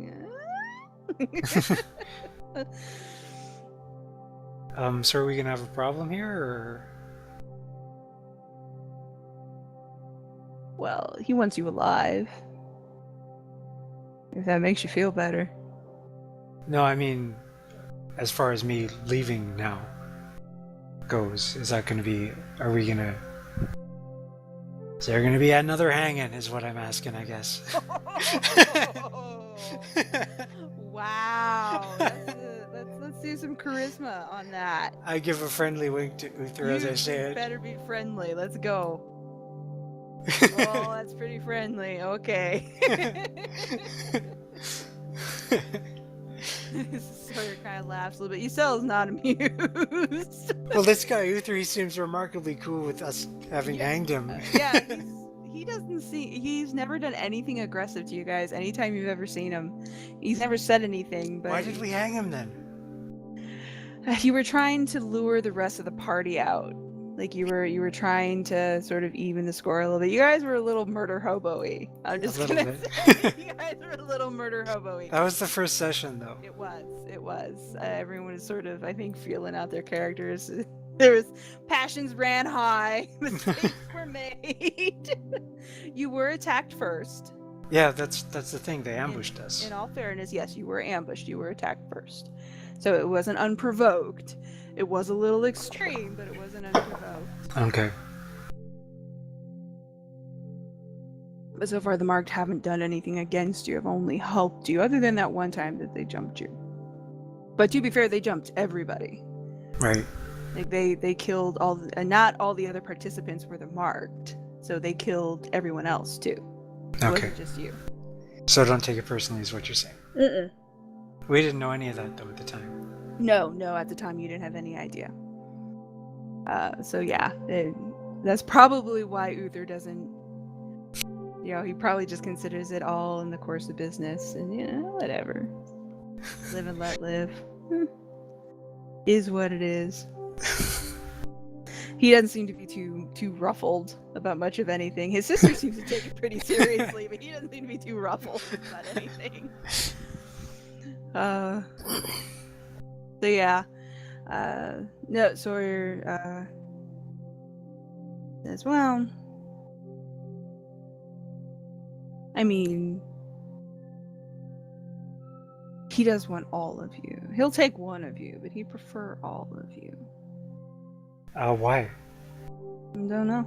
Just bounty you put up. After we left, I assume? It was a little after you left, though. It wasn't immediate. I think we parted on relatively good terms, didn't we? We delivered whatever bullshit he wanted. Mm-hmm. Things got a little tense. Somebody said something stupid, I forget who, and he had to pull his gun.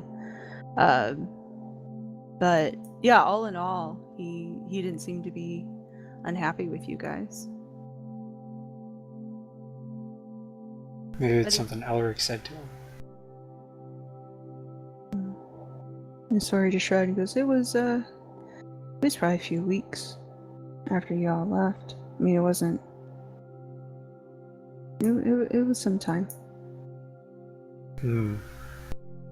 Alright, well that's good to know. So, like, I am genuinely sorry that we got off onto the wrong foot. Because you guys have been, pretty helpful, all things considered. And Uther, like, you are the chillest dude I've ever met. Sawyer kind of laughs. He goes, "Yeah, he was like that before too." Is your name even Uther, though? I mean, I don't... No, I don't. I'm not sure where you got his name being Uther, but no, that's not his name. And Ysel is kind of standing back there, looking deeply offended that you think his name is Uther. Well, what's your name, then? His name? Yeah. Uther's fine. He seems to like it. And again, Uther himself has not spoken. Sawyer is speaking for him the entire time. Yeah. So, yeah, like, so just in the interest of keeping cordial relations, it seems like maybe it would be good to have friends in the city, and if you need something from me, I'm open to some kind of... Like, I'm aware that I owe you guys at this point, is what I'm saying, I guess. So Ysel, from her position behind Sawyer, magically appears with her collection box. Shakes it. I already gave you 5 silver. Shakes a little harder. I'd give her an electrum piece.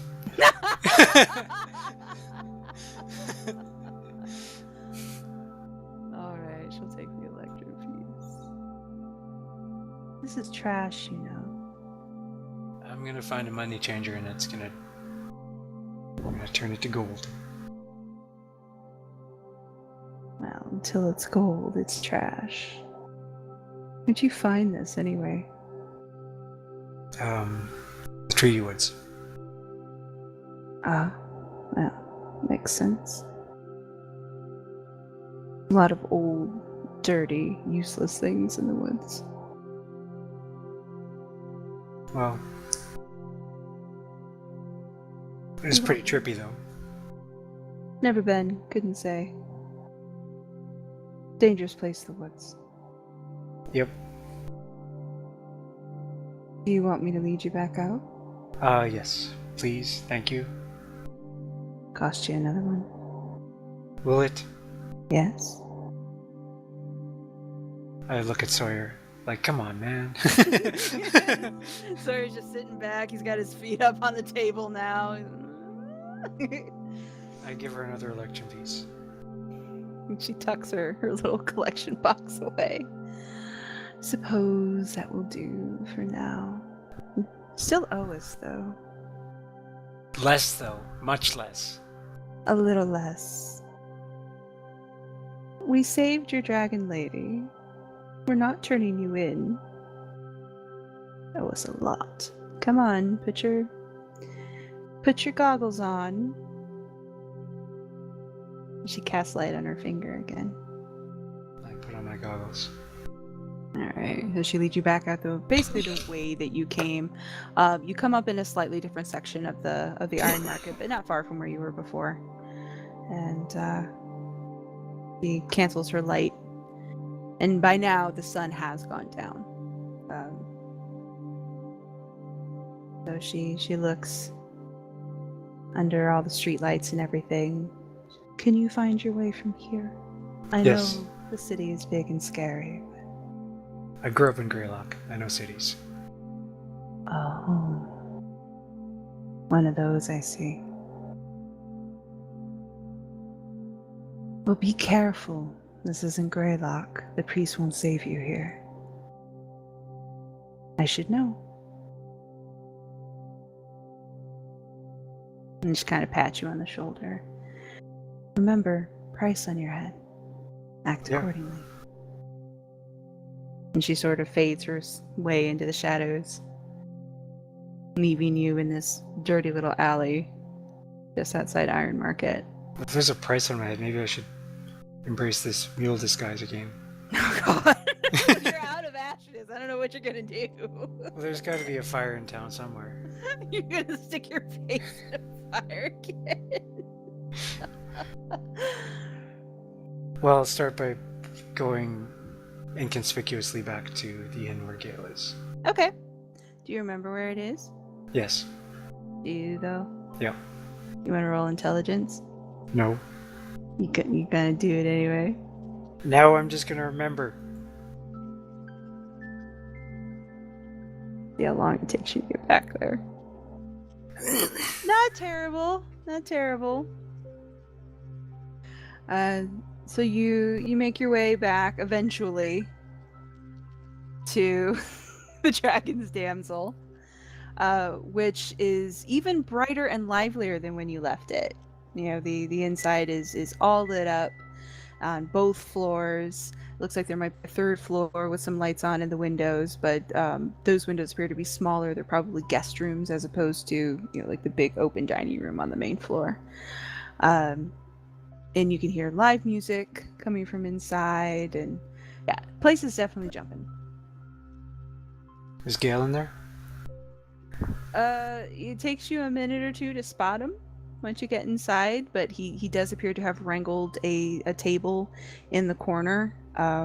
It's not a very big table, and there's quite a few people that are sort of crammed around him. It's him and one other person at this little table, but he's stuck in the corner between these two massive tables that are just full of people, just crammed full. He's kind of like huddled off in a corner, apparently trying to have a conversation with whomever is sitting with him, because you can see him like putting his hands to his mouth. Oh shit!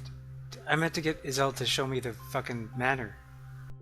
Can I just say that I would remember that on the... Oh yeah. Yeah, she'll just take you up through a different entrance. Okay. Yeah, she can lead you up through a different entrance so you end up in Noble Garden instead of the Iron Markets. It's no big deal. Takes a little longer. Okay.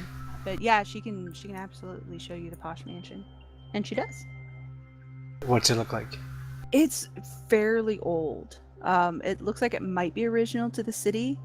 It's tough to tell because so many of those buildings were torn down and burned during the rebellions and the riots in Loreholt. Mm-hmm. This one might be that old, but it's fairly large. Most of the buildings in Noble Garden are kind of brownstone shaped, kind of tall and slimmer. This one is a little more expansive, a little more akin to a manor than one of those, and more wide than it is tall. It's completely surrounded by tall wrought iron fence work. There don't appear to actually be guards inside patrolling the grounds.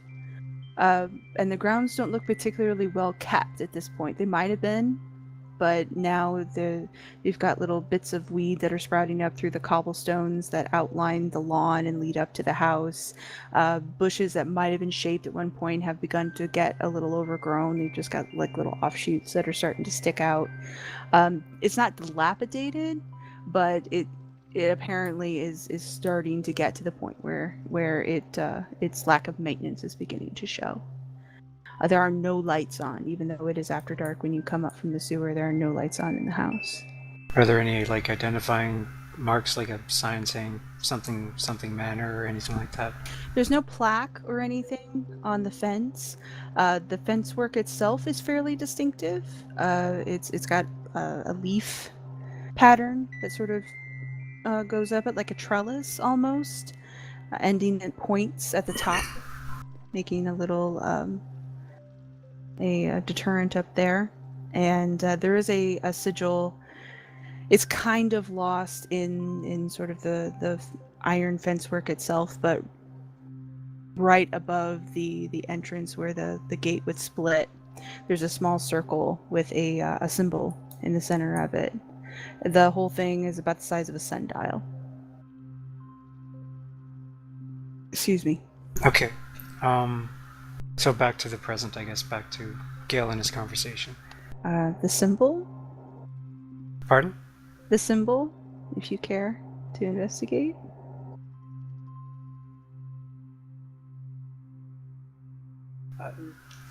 Do you want me to look at the symbol? Yeah. Okay, I look at the symbol. It's Vochan's symbol. Oh shit! Oh fuck! Okay.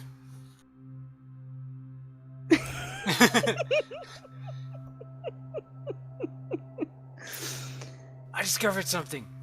I I do know. a little Xylund dance in the middle of the road. Okay, describe the symbol again.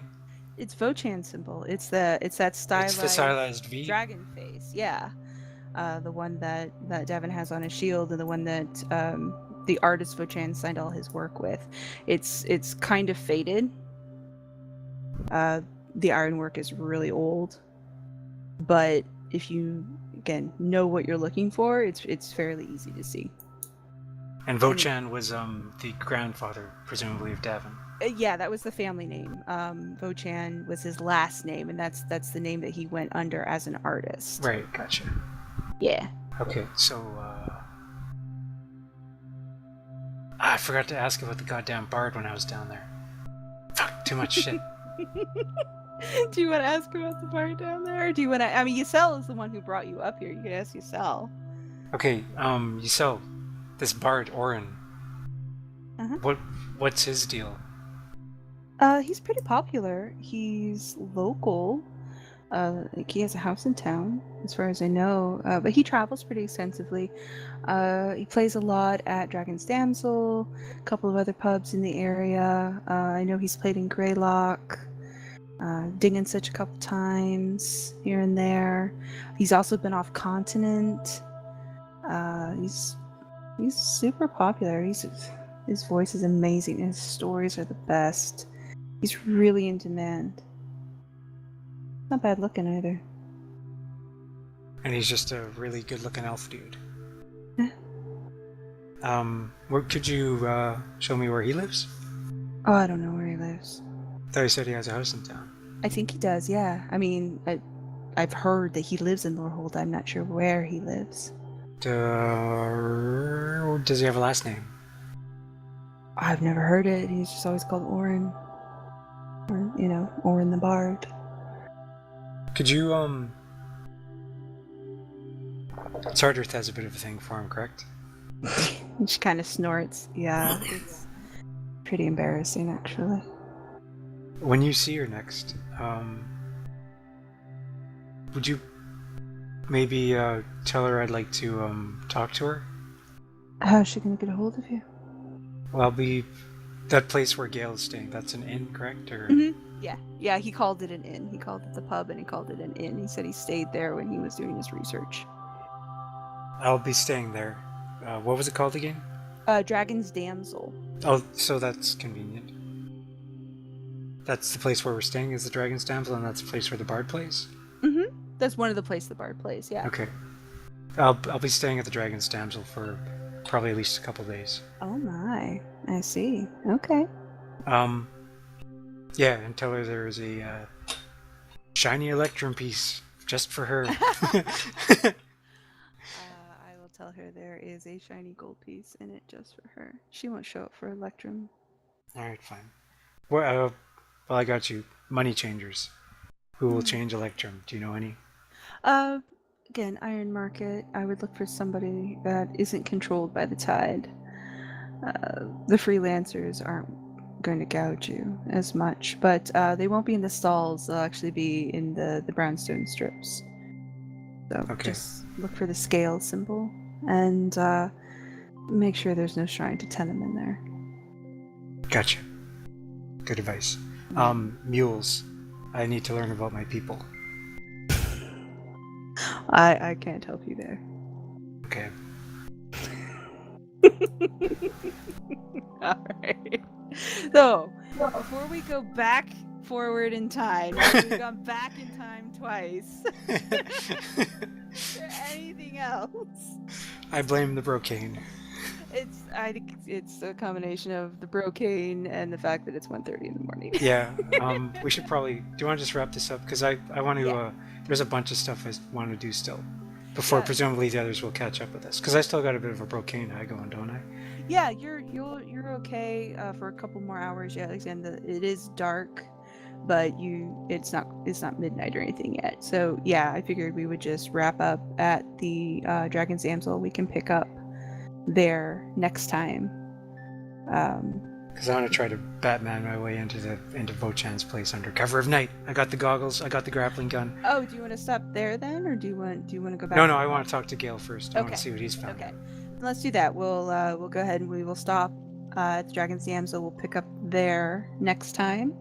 Okay. And go from there.